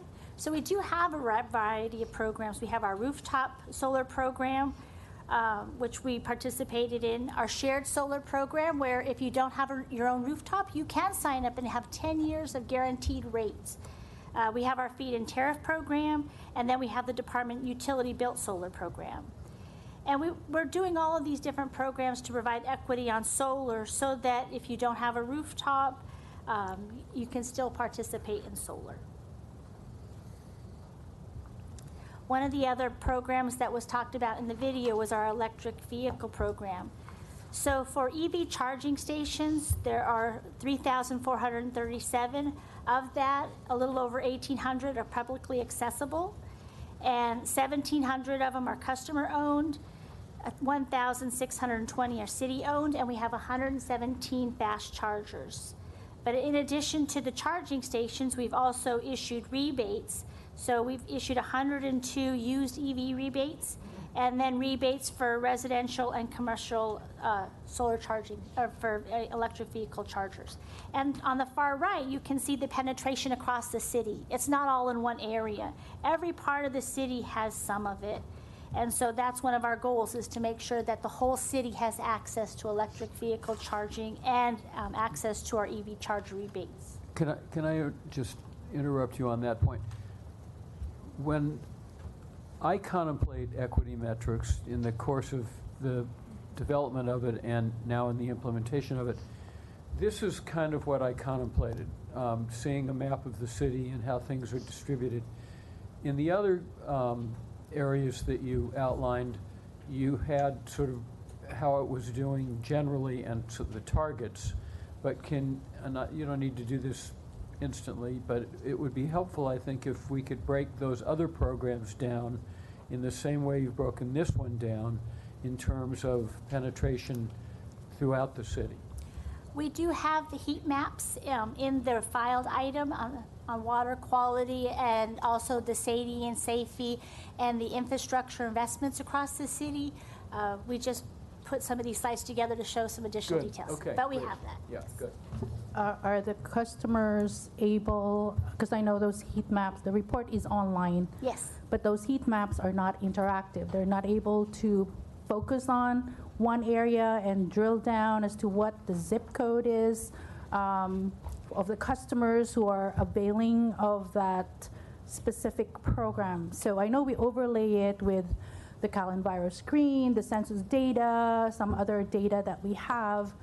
But for purposes of transparency for our customers and for the stakeholders in this metrics program that we have, how deep can they go, and is that an interactive, is there an interactive process where they can drill down more into the data? Because our folks here are talking about data. What does that data look like? Yes, we have been working with the stakeholder and also the mayor's office on this particular request in the past year or so. We cannot release individual customer data. So what we did is we provided the information aggregated on the zip code level. And for the rebate programs, currently, if you go to the website, there are information on the number of participants for each of those zip codes listed in a spreadsheet on the website. Some of those information actually was adopted previously by the mayor's office, and they went and overlaid some additional data that was provided by the city planning department, so they were able to massage on it. But we can continue to explore ways to make it more available, easily accessible. So we can continue that discussion and see what we can do, what's allowed in terms of sharing that information. Yeah, because I think the deeper analysis will be meaningful for, especially for us to take a look at, are the programs working? Are they really reaching the intended customers that we want to reach? So thank you if you're looking to that. All right. Another program that the department has is the Home Energy Improvement Program, and this is where our employees will go out and go into a customer's home and look at what they have to see what energy efficiency measures or what water saving measures they can do. So in fiscal year 18-19, we achieved over 5 million kilowatt hours of energy savings and 38,000 billing units of water savings. They did 3,000 homes. And for the current year, which is fiscal year 19-20, this is just the first 4 months of the year. They did 955 homes. We have another 8 months to do the remaining, if we keep up with the prior year, 3,000. But in that 4 months, they saved 1,000,000.4 kilowatt hours of savings and 11,451 cubic feet of water.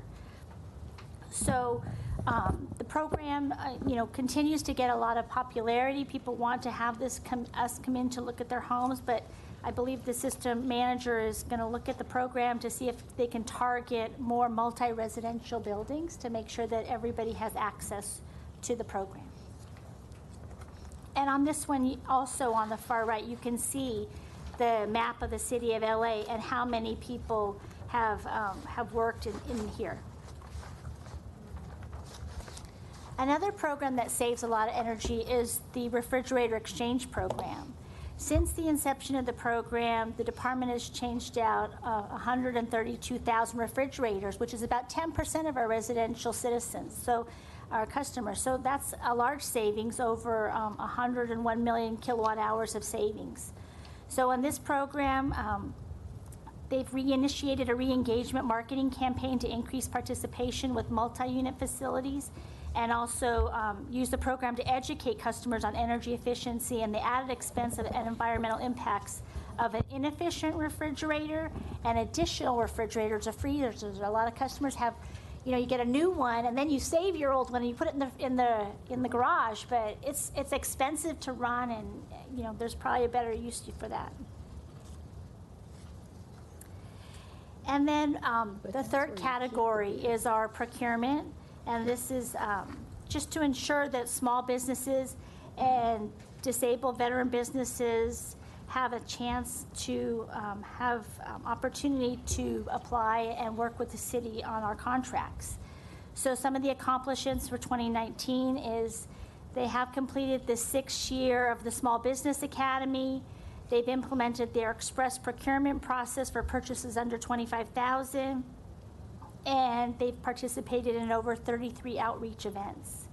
And in the future, they want to host the biannual Vendor Connect event to make sure that people have opportunities to hear about what's coming up. They can meet some of the contract administrators and learn about what are the opportunities that the department is doing.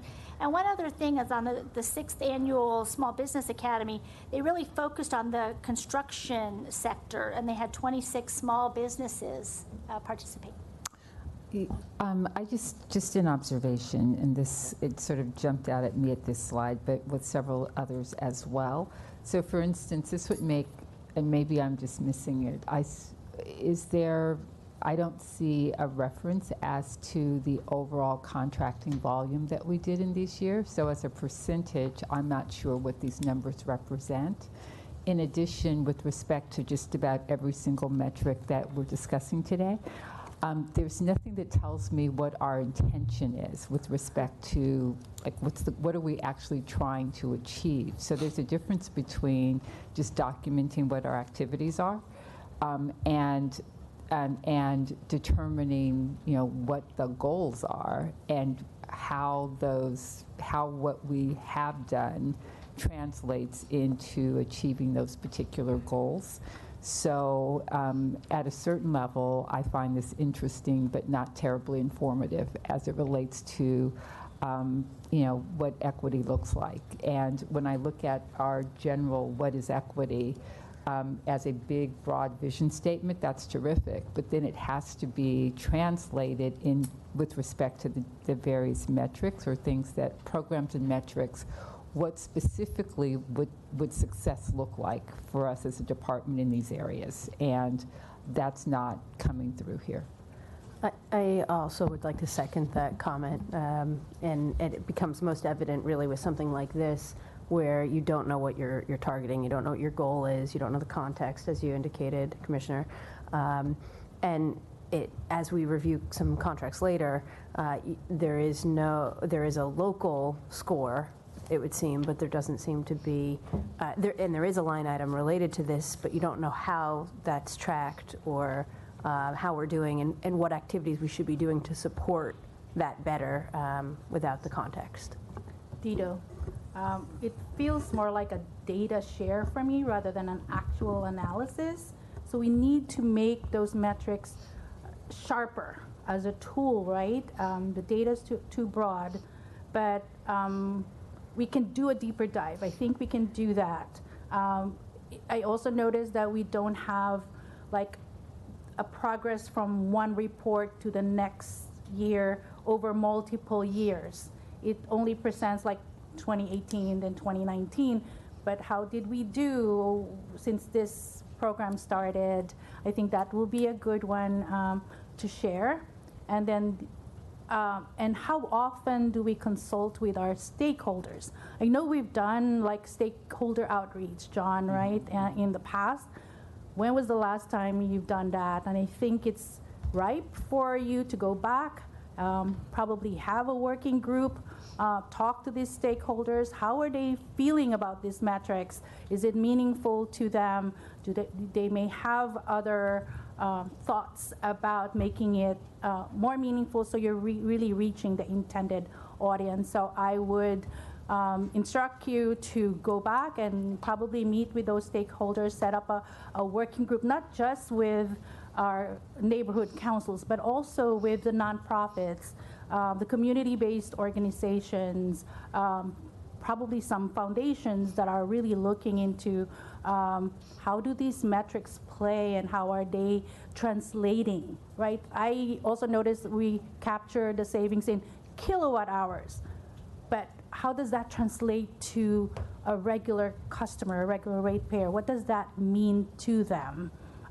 So really have the program resonate with our ratepayers and the communities that we're serving within the city of LA. I think that's more meaningful when we're talking about equity metrics.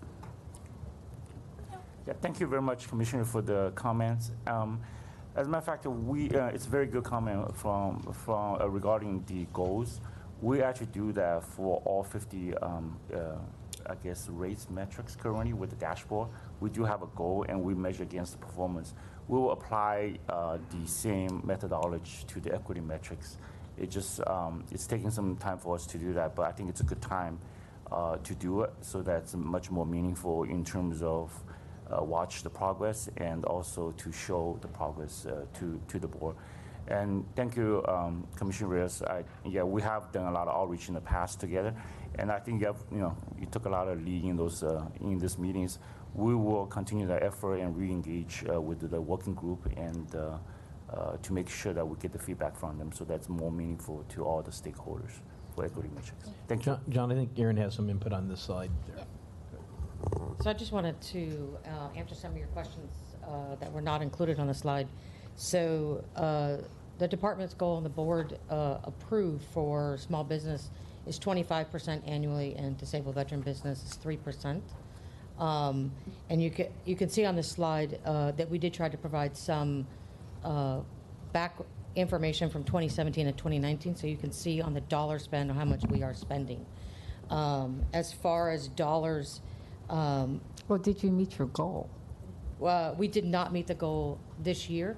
The overall, the participation goal, it works in an inverse relationship with the spend. The spend was really high in 2019. In 2018, we were at $780 million, and we exceeded the goal at 27% for small business, and we met it at 3%. And what's the definition of small business? Small business is different depending on what category your business is. It's based on the state's definition, and so if you're in professional services, the dollar threshold is less. It's several $1 million. If you're in construction, it's $30 million.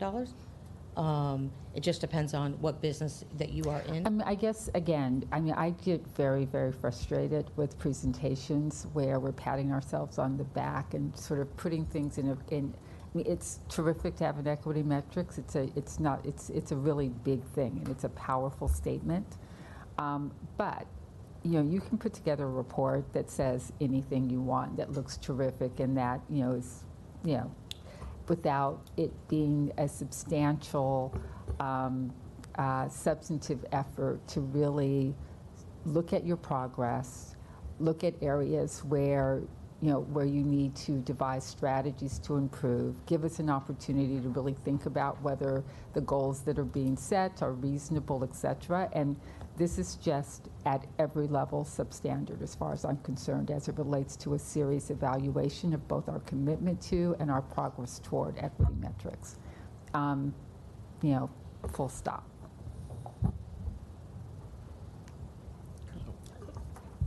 Well, let me tell you a little bit about the hiring process.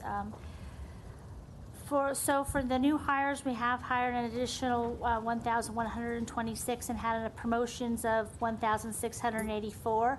But what that has equated to is an increase in our female hiring of 1.55% for our new hires and 0.25% for our promotions. And on here, we're really just trying to be equal to what we serve as the city. So the city is basically a 50-50 population of men and women. And we're trying to see, like right now, we're closer to 75% men, 25% women. We're seeing if we can move that goal closer to that. I just want to ask you a question. I don't see anything in here about hiring women in non-traditional jobs, such as power people, climbing the poles, working on the poles. And that's something we talked about at great length here. So as our general manager mentioned earlier, Shannon and will be presenting a presentation to the board regarding the progress made and regarding HR in general. So you'll probably be hearing that the next board meeting. So we didn't want to take all the information. Because I would like to hear how we've gone about recruiting women in these particular jobs. For a while, we had consultants here, PR people who are no longer with us. I don't mean they died, but they don't work here. And I just wonder how we're going about getting people, women, to work these non-traditional jobs here at DWP. Yes. Give us a preview. Commissioner Barad, when the Personnel Department comes and does their presentation in 2 weeks, they will highlight, I think, a lot of the challenges that we as a department have when it comes to hiring in particular. Okay. I didn't hear what you just said. Okay. When the Personnel Department Yes. comes in 2 weeks to do their presentation on the overall hiring process for the city, it will kind of highlight specifically the challenges that this department has as it relates to hiring in particular. Okay. I think the thing that the board needs to understand when it comes to recruitment in the city of Los Angeles, and specifically in the Department of Water and Power, does not equal a person getting a job. Recruitment for us specifically is outreach and education.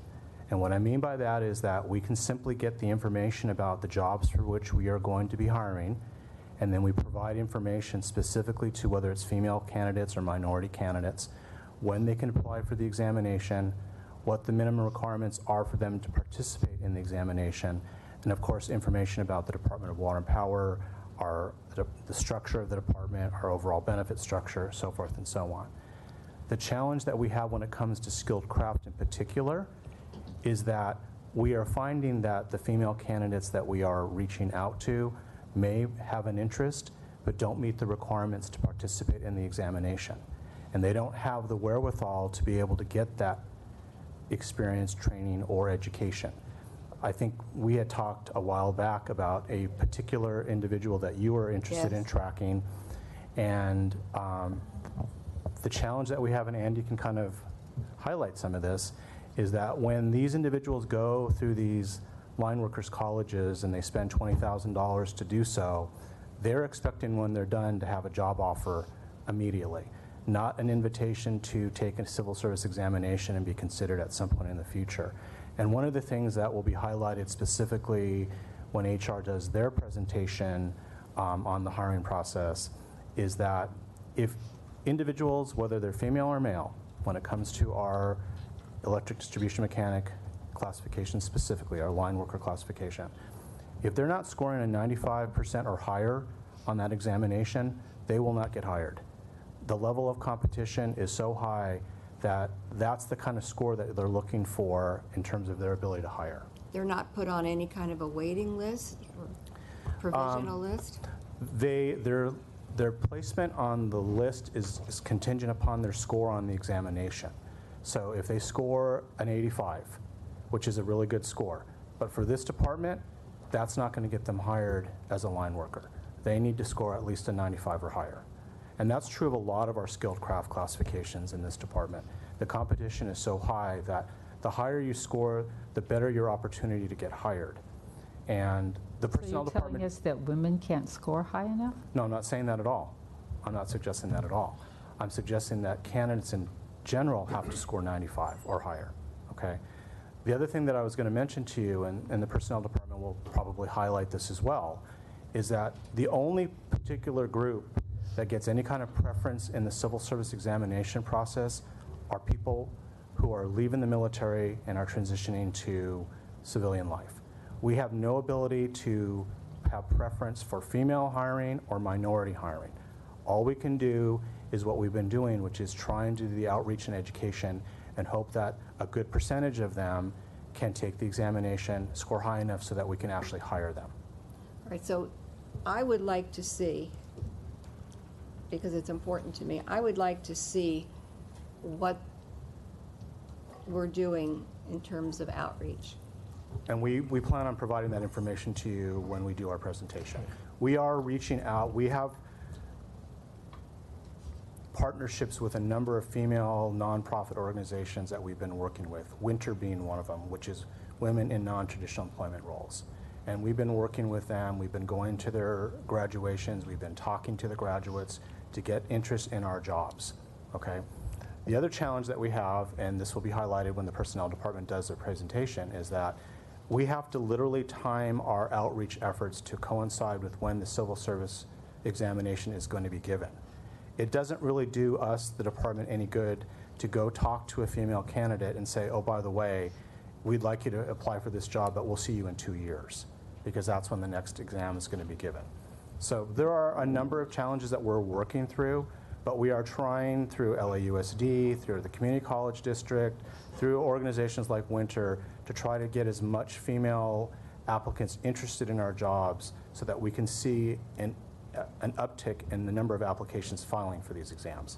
Have we spoken to the fire department to see what, and the laborers union to see how what their outreach program is to get women in non-traditional We've had a jobs? couple of meetings with the fire department. I think you guys all know that they're still at 4% female, despite all. They're still at 4% female, despite all their efforts. We've had conversations with our unions. We've talked to them about things that we are interested in partnering with them on to try to get them to help us with these efforts as well. It's kind of like Andy kind of mentioned earlier in his discussions about there being shortages, period, as it relates to EDMs. Any female line workers that are working for other utilities, we can't get a hold of. We can't get them to come over here. And so we're all kind of going after that very small commodity right now, which are the female line workers.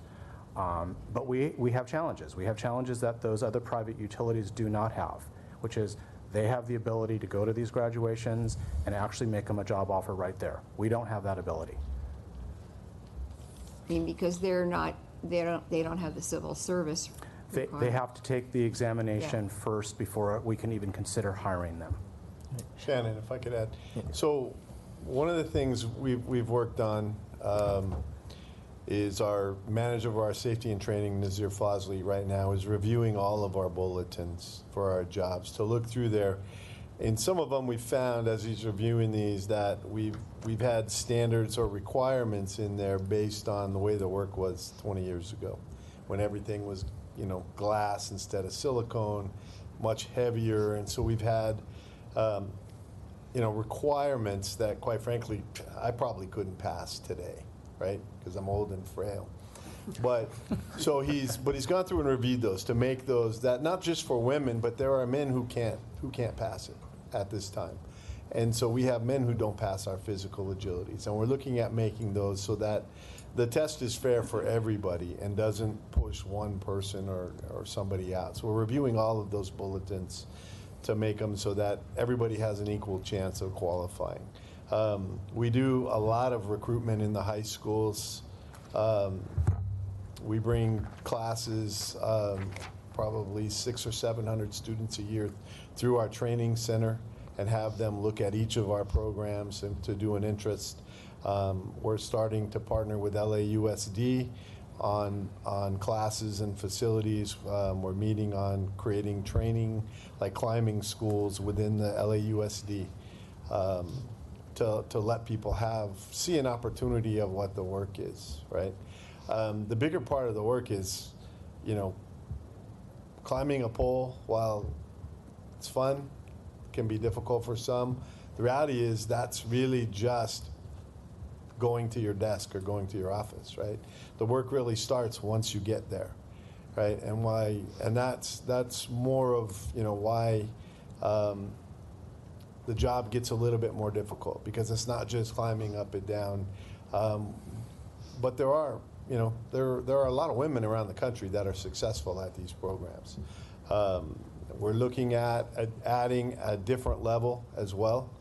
Our line maintenance assistance program that we're expanding, which will allow, it's not as high, the work isn't, it's a low voltage type job, and that could be sort of a stepping stone, an entry level, where I think more women can be successful.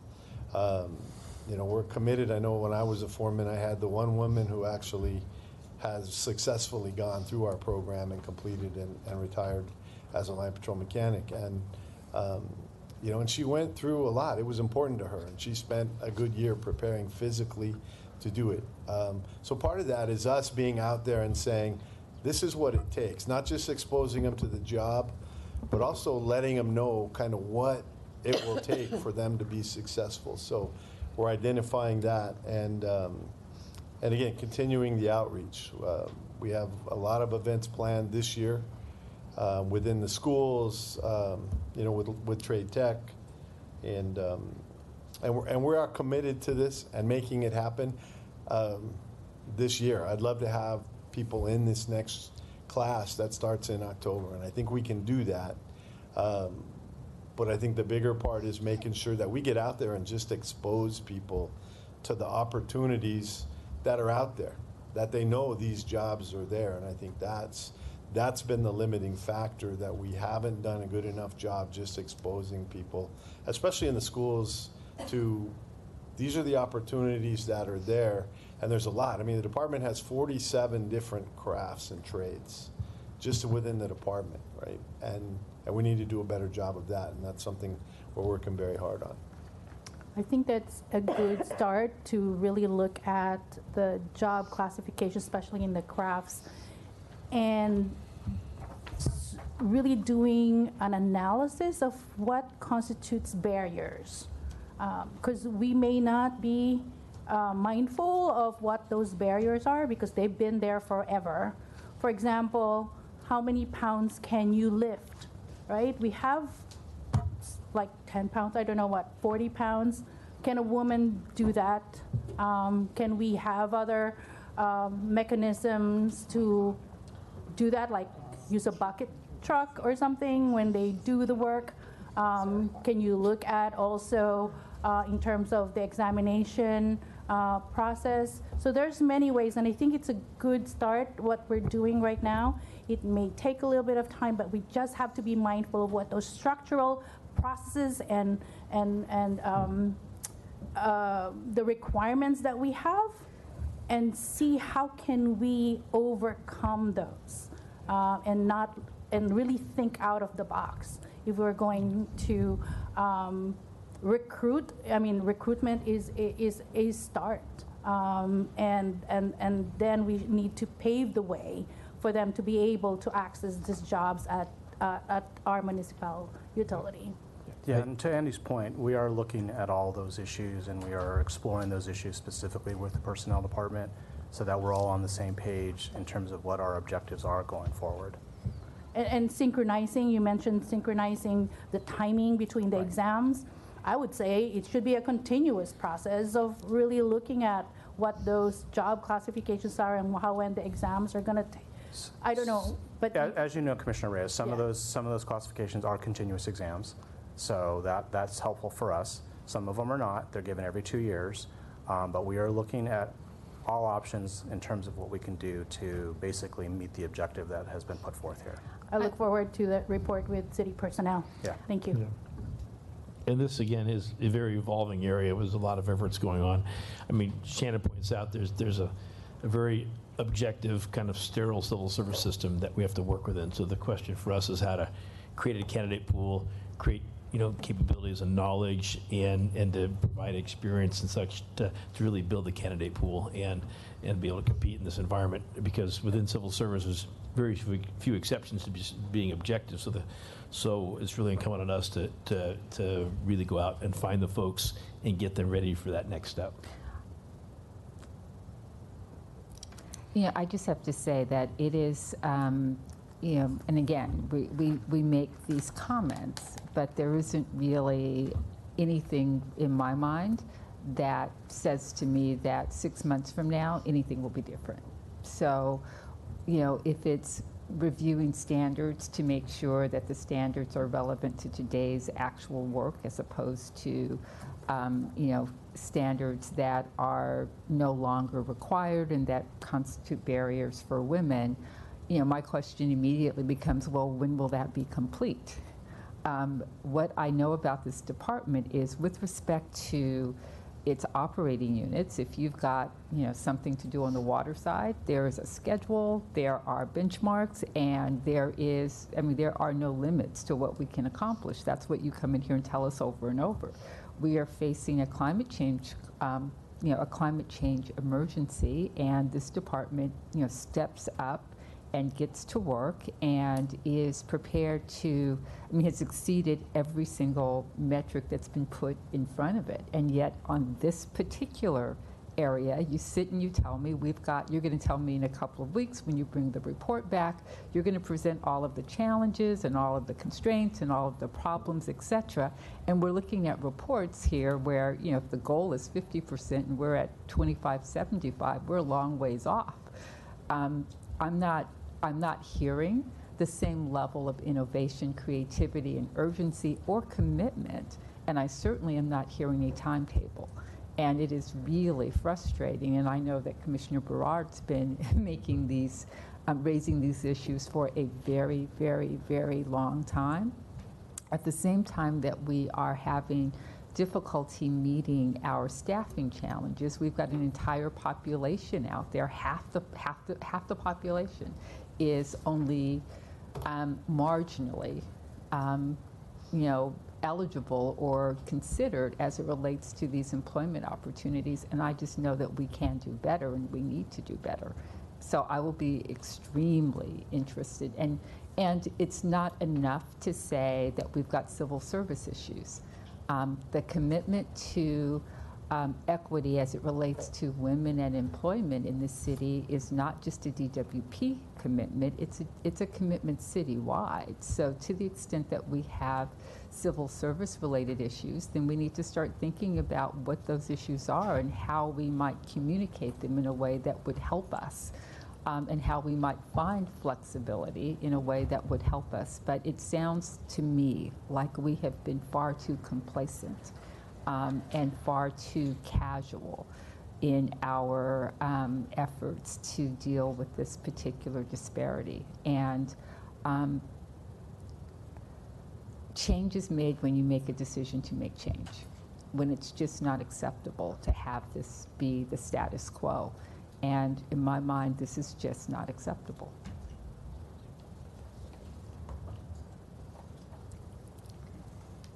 We do have one more program that we wanted to talk about, and that was our low-income Lifeline programs. And this is one, when we looked at the data, we saw that the Lifeline program was pretty static. Over the last 3 years, we've maintained about 103 to 105,000 customers on the Lifeline program. But on the low-income program, we've noticed a decline each year, back from 2017 to 158,000, now to 119,000. So we have heard about the controller's report that was in January 2020 on the low-income and Lifeline discount program, the audit that was published. And then last month, the board motioned to approve explored ways to respond to the audit recommendations. And so this month, there's going to be a working group that's going to be kicked off to schedule and create a draft plan or roadmap to move forward on this. And then in April, to present a draft income qualified utility discount improvement program to the board to help change this trend and put it back to where it was in 2017.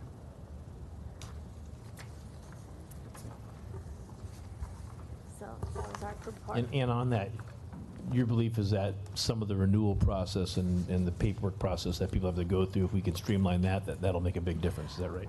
Every few years, participants have to be recertified, and so right now I think it's a very manual process, and so what we want to do is look at automation. Is there ways that in the past we've partnered with the gas company, with the housing department, the other federal government probably has statistics that we need to leverage so that a customer doesn't get bombarded with paperwork. If we can make it as easy as possible to say, you qualify, please let us collect the data on your behalf to help you recertify as easy as possible, we think that would be a step in the right direction.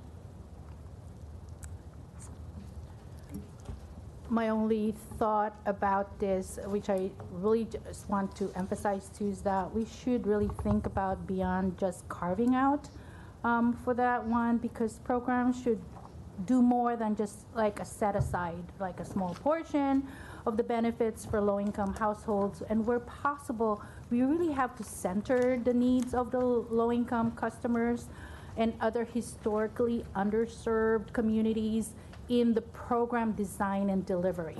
So I just want to focus that, because I don't see energy burden as an equity indicator. but we do have energy burden, right? In our population, we have poverty, and we have folks that are in arrears in paying their bills. So I just want to just make sure that we do intentionally focus on that when we look at the customer discount program that the customer services division is really doing a deeper dive. So I appreciate that, but I just want to just go back to that and just make sure that the program design and delivery is really intended to reach those audience. Because the enrollment right now, that's low. We can do a lot better, and it's not just a matter of the outreach, it's really a matter of really looking at the data and analyzing that data, where is it coming from, and how can we then reach that intended audience. That's what I do. Okay. Thank you. Thank you. Thank you very much. Thank you. Here, showing any demographic. Okay, monthly reports, Power System January and RPS January. Reports are filed. I'd be happy to answer questions. Hearing none. Rates and equity metrics semi-annual report. Is that separate from what we just? Did we just do that? The details of the filed item are in your package. Okay, got it. Is there a motion to approve the minutes of the February 25th board meeting at which McLean Hill, Barad, Neiman Brady, and I were present? I abstain for that. Right. So Second. Those in favor? Aye. Aye. Those are approved. Okay, the items to consider are 11, 12, 15, 19, and 20. Commissioner Neiman Brady, do you want presentations on 11 and/or 12, or do you just have specific questions?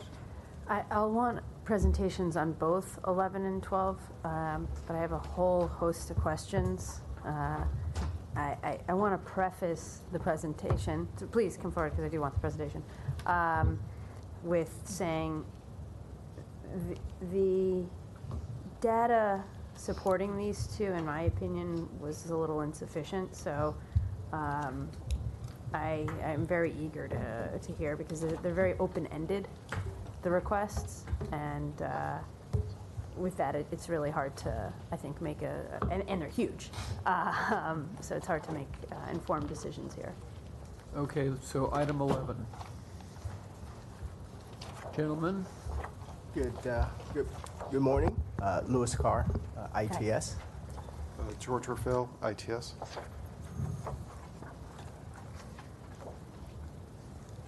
So good morning. Item number 11 is our software commodities contract. That's the contract that we try to establish in order to purchase software for the entire department. As I mentioned, the contract is used to purchase software licenses and maintenance. The term of the proposed agreement is 3 years. The markup fee is 0.85%, and the proposed award amount is not to exceed $73.9 million. There are a number of software titles that we plan to purchase on this. Again, we're supporting water, power, and joint systems, so specific engineering software for the different groups, as well as more of the mainstream software like the Microsoft Office types of titles. The agreement is to be utilized, I guess, like I said, enterprise-wide. The benefits are large software purchases, leverage of volume pricing, consolidation of software procurement via a single reseller, and a single reseller streamlines the purchasing process, the order process to allow us to purchase faster. And in the previous contract, we awarded over 2,200 POs through the previous engagement. That's kind of a budget breakdown of the different software packages by system.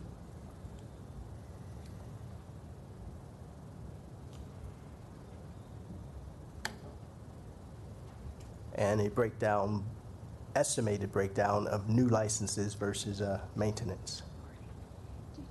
So these are new licenses that you haven't previously requested, or? That is correct. Okay, that's a big number. That was one of my questions because the prior contract was considerably less, 48 or so. Yeah, 48 million. And this was a huge jump. So is it a fair assumption that 48 million is subsumed in the increase to 53 million, and that the incremental 20 million is all new and disparate? Yes, as an example, we're looking at purchasing the newer version of the Microsoft Office software. That will probably be around $5 to $6 million. No, but that's the same software you already have. Yes, the way that we purchased it, though, some number of years, the decision was made to purchase it as kind of a one-time single purchase and not receive the automatic annual upgrades. So that was a decision made a number of years ago. So we were fully licensed, in this example, for Microsoft Office 2010, but we were not allowed to upgrade to subsequent versions. So at this point, we have to repurchase it. Okay, and so let's continue in this example for a second. The new Microsoft Office package, is that, again, the decision to buy it all at once and not have the annual, or are you now spreading it year over year? Spreading it year over year. We're acquiring the Office 2019 and the license to allow us to continue. So instead of having large peaks and valleys for the Office product, it'll be a steady amount year after year. Okay, I guess I don't understand then why this year is such a big jump if it should be spread out. God, No, I I'm know sorry. that's not just Microsoft Office, but it seems like such a significant, so it'd be great to hear what else is new. The Microsoft Office is one of the items that's new. I know that, thank you. We're looking at some software for our data center that will be new as we continue to expand that. We're looking at software for power systems, the Gen Portal and Gen Trader software. We're looking at the distributed energy resources management software. So all those are new. And this reseller has all of those under their banner? They're able to resell you all these disparate and Yes. very utility-specific? Yes, they're able to negotiate their, I'll call them, back-end contracts so that we can go to them and get all of our software. And what kind of checks and balances do you have, because since there is essentially a cost-plus model, that they're negotiating at the lowest cost possible because they're not incented to do so? How do you ensure that occurs? So the part of the process is to, when we're looking at a particular software, we negotiate with the vendor ourselves to get a quote from them. And if we deem it we're satisfied with it, then we proceed and submit it to Software One to process it. So they're not. Okay, what then is the effective fee that's paid to Software One for their services of the 73? I have.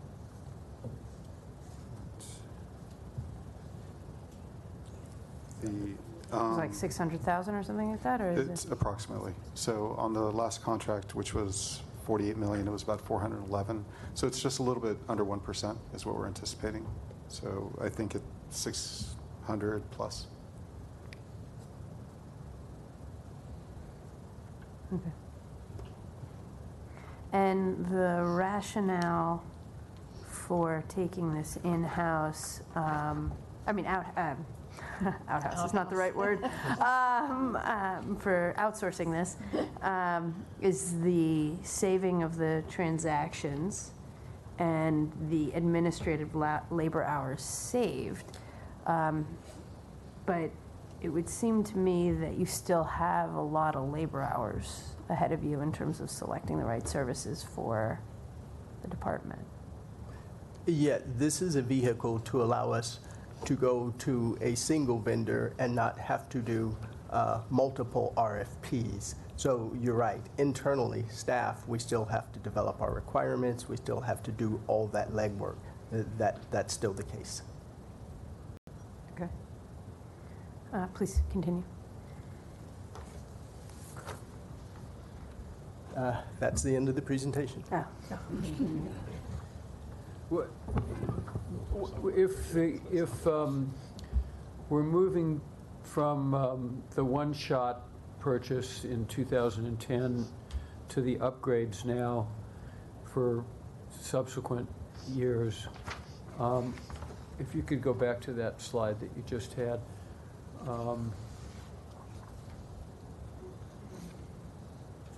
Ready to go. Okay. This slide? The last slide. This is, yes. The this is the 55 last million. slide. Yeah, no, The next one. Next slide, yeah.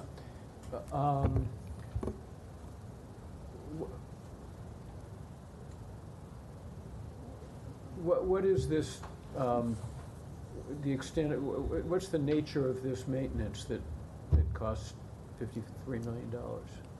A lot of the software, it's typical in the software industry. When you purchase a piece of software, you'll pay support and maintenance so that you can get the security updates and patches as well as additional functionality, minor functionality. So for all the software titles that we have under maintenance, that 53 million is part of that. So we had contracted for this before. This is an ongoing charge Yes. for something that we had contracted for before. Yes. And the 20 million will include, so then when we get the upgrades that we are now contracting for, will they turn out to be an additional item down the road, or are they subsumed in the $20 million? They will become part of maintenance in future years. The next Yes. step, okay. Okay. Yeah, I think Just one other thing, I'm sorry. My knowledge of this is de minimis, but in my limited knowledge of it, it seems like it makes perfect sense to contract for the ongoing upgrades, because we're going to need them. I'm just curious, what was the reason that we didn't do that the last time around?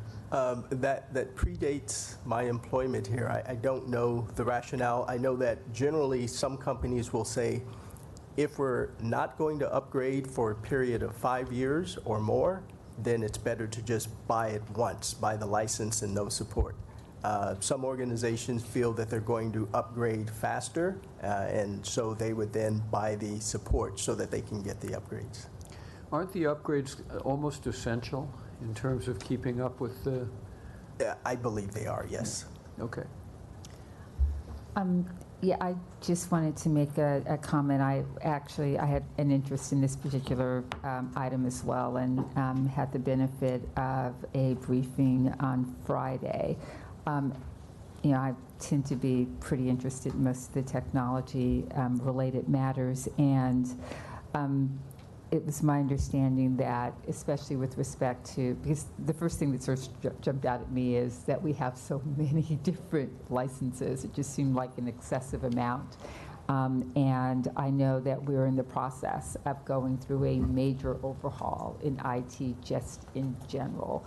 Yes. And it was explained that the duration of this contract, the 3 years, really represented a recognition that 3 years from now, the world here is likely to look very different than it looks now. So there's a lot here that's really about maintaining the status quo while we are moving forward to take a more strategic look at all of our past decisions and to align those decisions with the paradigm moving forward, where we would expect to have fewer licenses floating around and a more coherent and integrated approach to technology. So I was happy about that.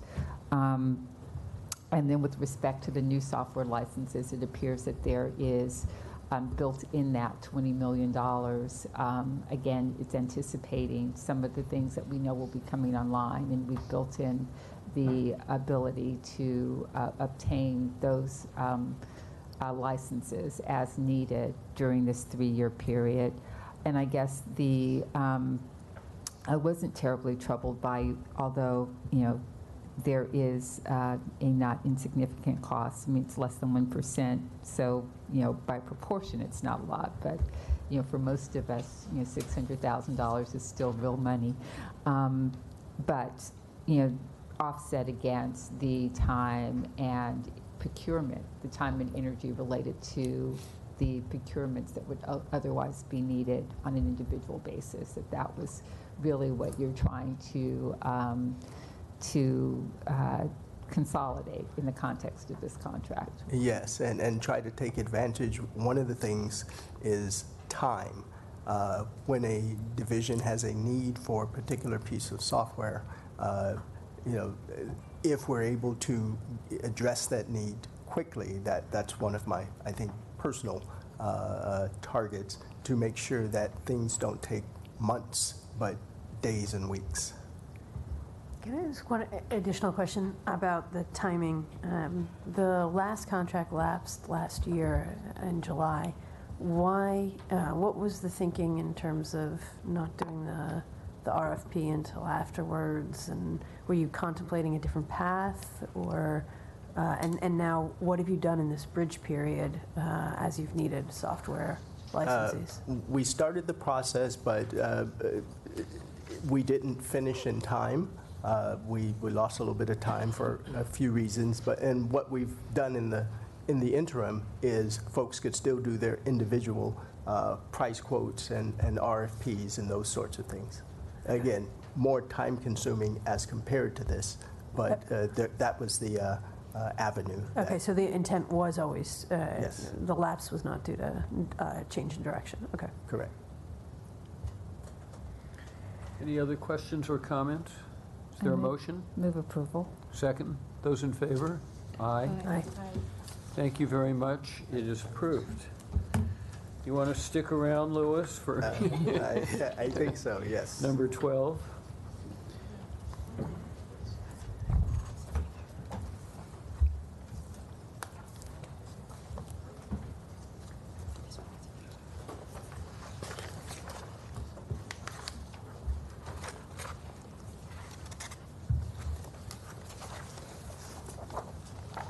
Please introduce yourself. I'm Laura Chang from ITS. And this is a contract for services, advisory services, to help us again move the technology pendulum more towards the forward-leaning direction. It crosses a number of areas, some areas where I think we want to continue to grow and develop in all these areas, and some are of particular interest because we have so many technology projects in the pipeline. We call this the Enterprise Technology Advisory Services,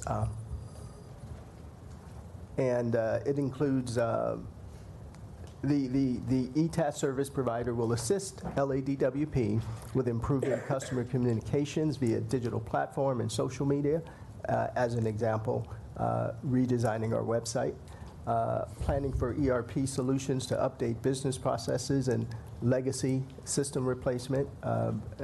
And I think the board is aware we've issued the RFP to replace our financial system. Planning for distribution automation and smart grid infrastructure, getting the planning together for that as we move forward. Providing project management support, project plan development, project controls, so that we become a more mature organization around managing technology projects. And the testing and validation, particularly independent third-party testing, as we go live with any solution, a good check and balance will be an independent third party to make sure that we've dotted our I's and crossed our T's. The categories are digital customer experience and communications, project management support services, strategic planning and business case development, system integration services, and technology, testing, and troubleshooting.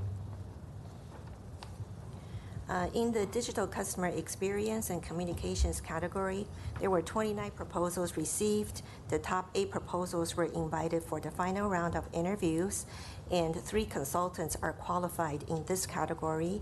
They're Deloitte, Gartner, and Wipro.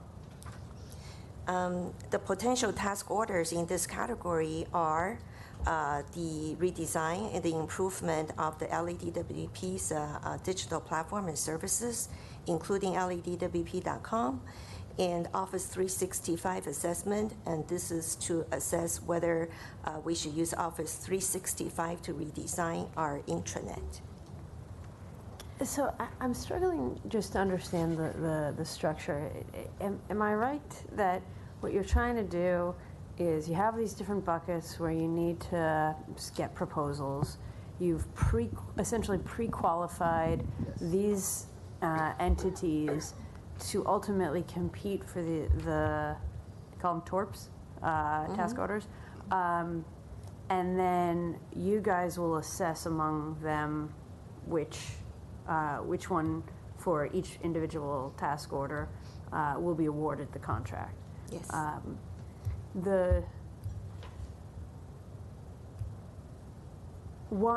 Why is that necessary versus just having selected each one of these? Why do this as a kind of blanket authority? Yeah, I think we took the approach to a bench because as technology evolves, some firms have more capability than others. So the idea of, as we develop our vision for technology, we wanted to have the flexibility to ensure that we just didn't pick one large, top 5 firm, and they may or may not have the expertise that we needed. Okay, but the way the contracts are structured, any one entity could end up, well, probably not because there's not one across all 5, but they're structured to be awarded up to $75 million individually.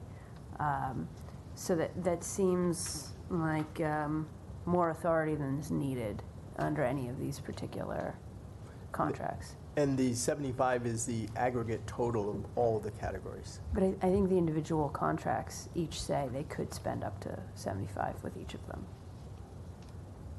I mean, maybe I'm misreading it. Yeah, that is true. There are a couple of firms who do cross multiple categories, yes. So their amount could be larger, yes. Why do you have them all going up to 75? I think maybe we can get assistance from supply chain on that.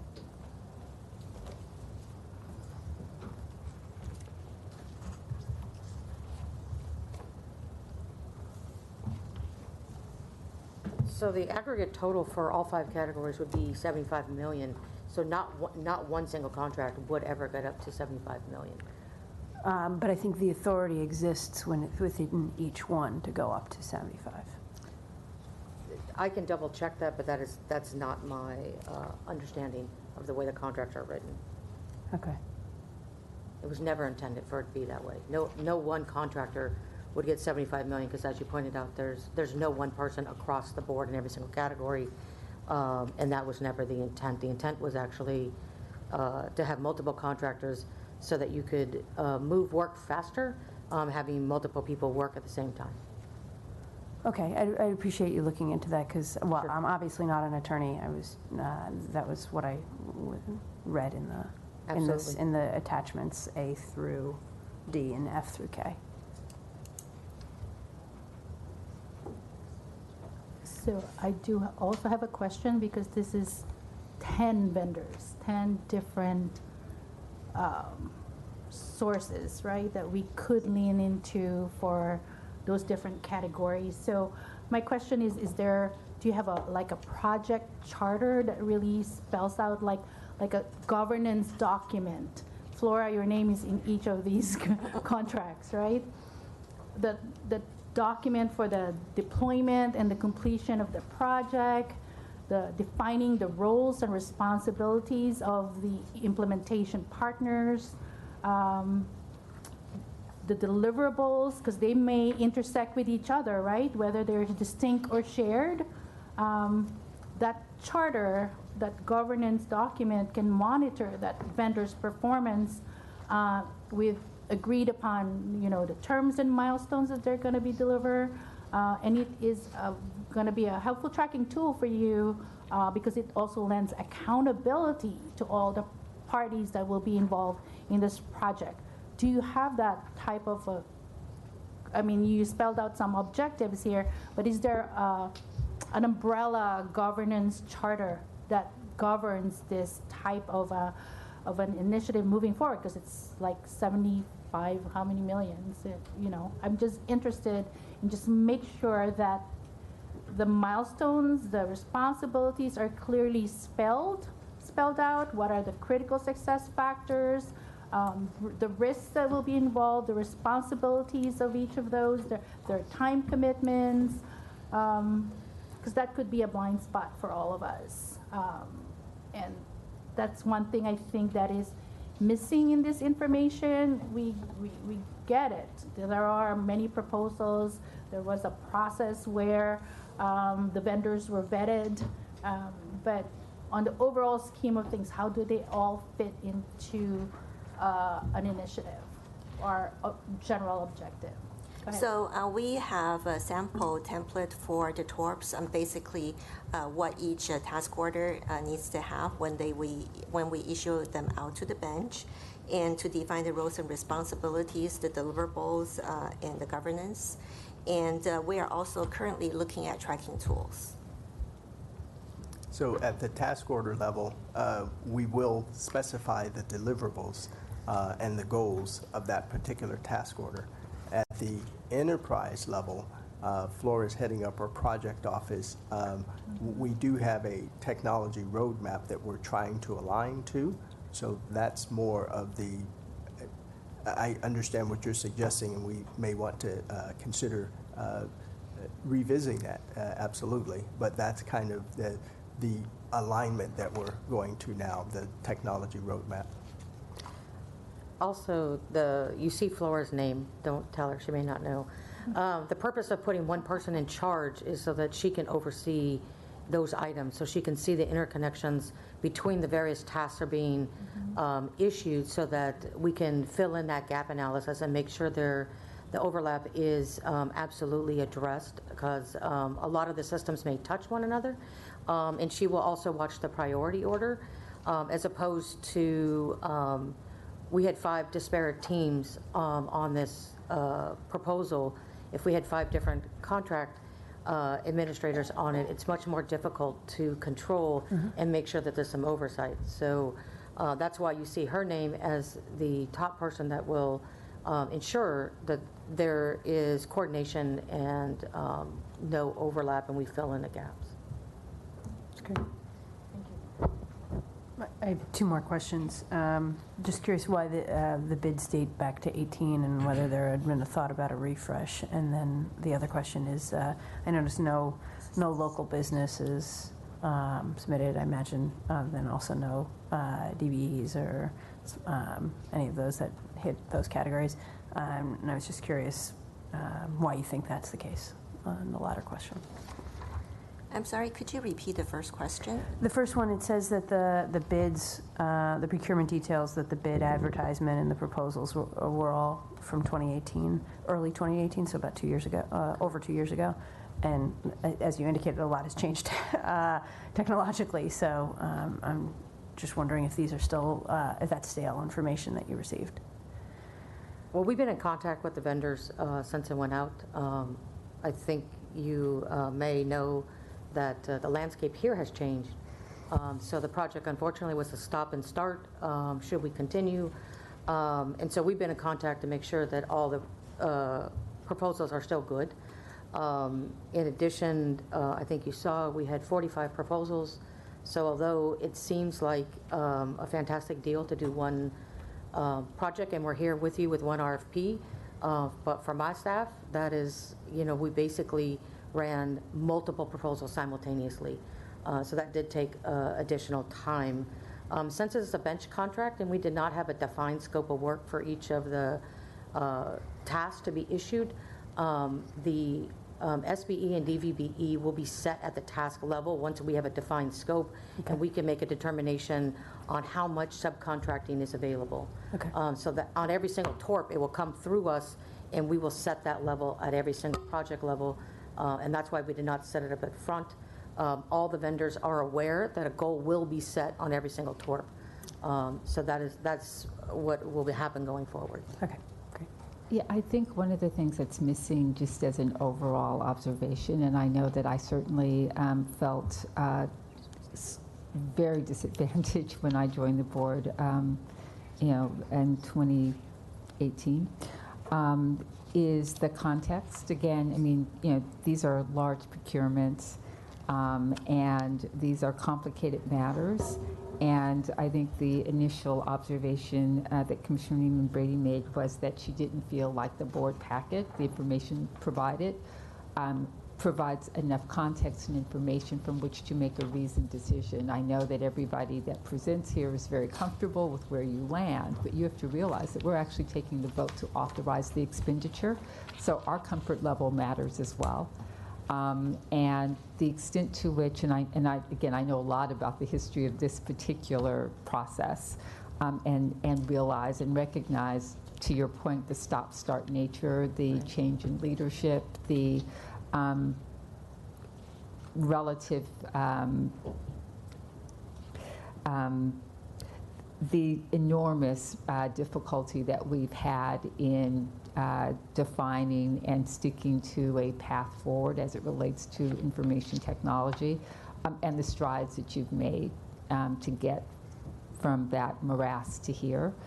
But it would probably be helpful to provide either more individual context around the strategy and how each of these elements align to the strategy as we're moving forward, so that when we see individual items, there's some way to connect this all together. So I get that this is a bench contract that at a certain level, until we make other decisions with respect to other procurements, that we can't define exactly who or what work is going to be needed from each of these contractors. We may use them all, we may not. It just depends on where we land with respect to other decisions. But that's difficult to understand or define from the way that this is being brought forward. I'm, again, based on a rather extensive briefing, comfortable moving forward, but I do think that the department would be well served, given the magnitude of the work that we're doing here, with either a joint, in-depth walkthrough of where we are and how you're thinking about proceeding, or individual walkthroughs. So just clear right now, so much this contract, but how we plan to use these people to get to where we want to go. Make sure that's what you're interested in. Yeah, just contextually, how we're moving forward in information technology and how that relates to the kind of contracting we're going to be doing, the timing of these items, and how we're getting to these decisions, because they're really important. The implications of them are really important, and it's hard to move forward and feel confident that we're exercising our duties as fiduciaries if we're not better informed about what's occurring. So I had the fun of briefing Commissioner McLean-Hill last Friday. And so as part of our discussion, we did talk about making sure that the board is aware of where we're going with the ERP program, what our IT goals and guide. So I was planning to bring back a presentation probably within the next 2, 3, 4 months, because we do have several more contracts coming to the board, so that you understand how everything is integrated together and how all these pieces fit into the big picture of what we're trying to get to. Yeah, I think that would be very helpful. I think that Commissioner Neiman Brady's questions helped unearth a little bit more of the detail, which was very helpful. And I think Commissioner McLean-Hill's suggestion is absolutely on the mark. Having said all of that, and I compliment both of them, I also believe you all have done very careful thinking about this. Again, I'm not sure it was as clear to all of us as it would be after getting the type of briefing that you gave Commissioner McLean-Hill. But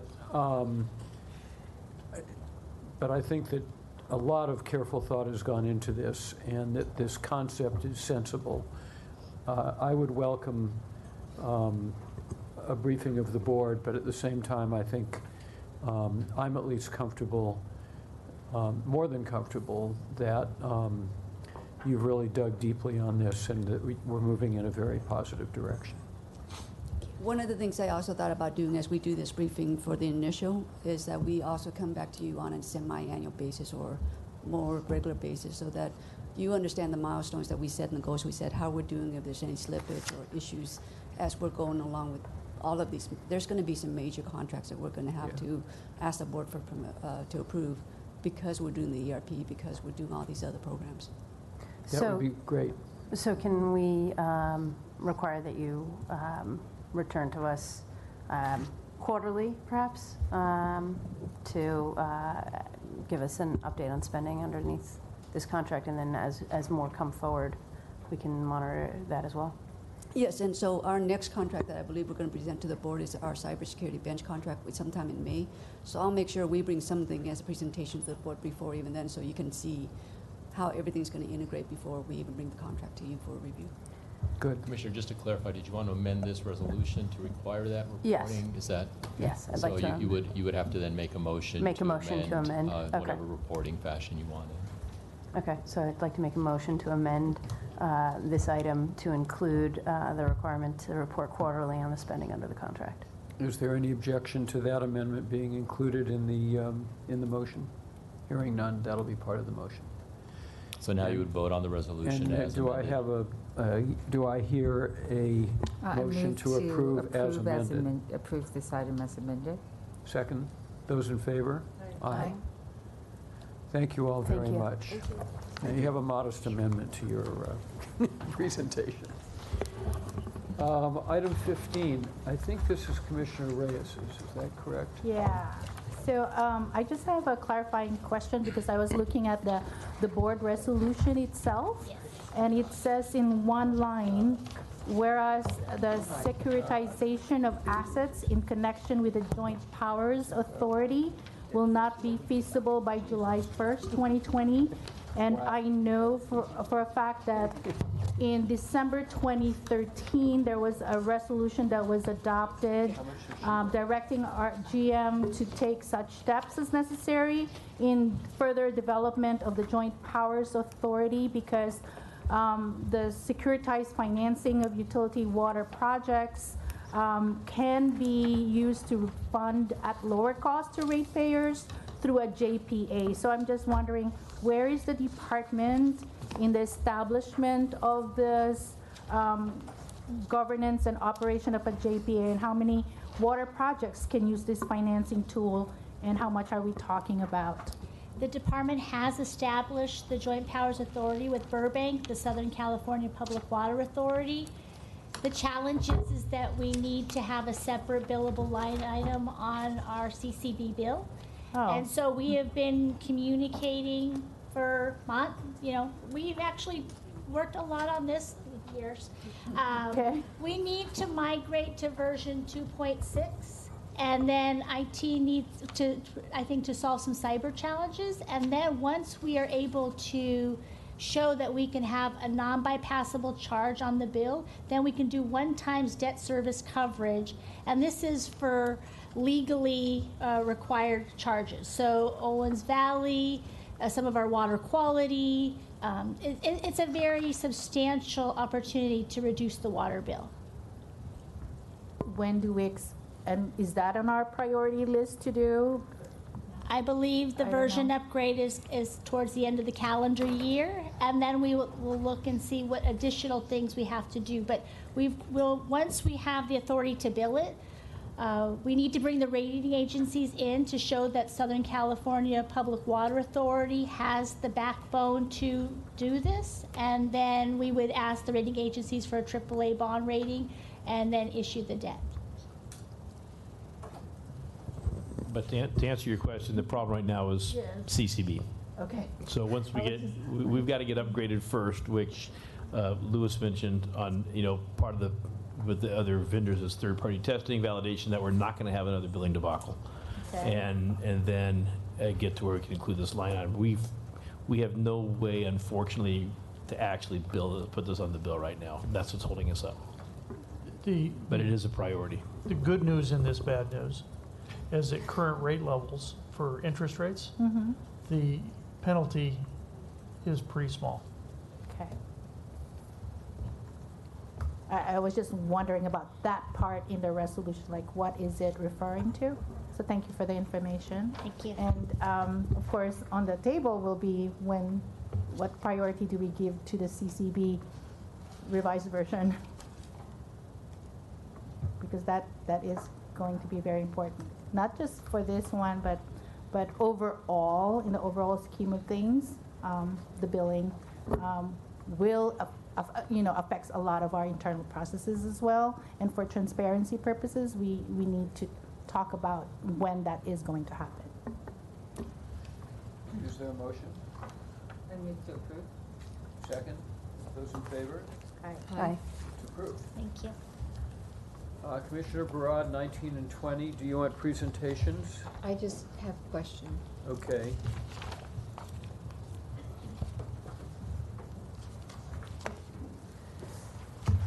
Hello. Hello, good afternoon. Bassam Abu Shakra, Manager of Power System Contracts and Specifications.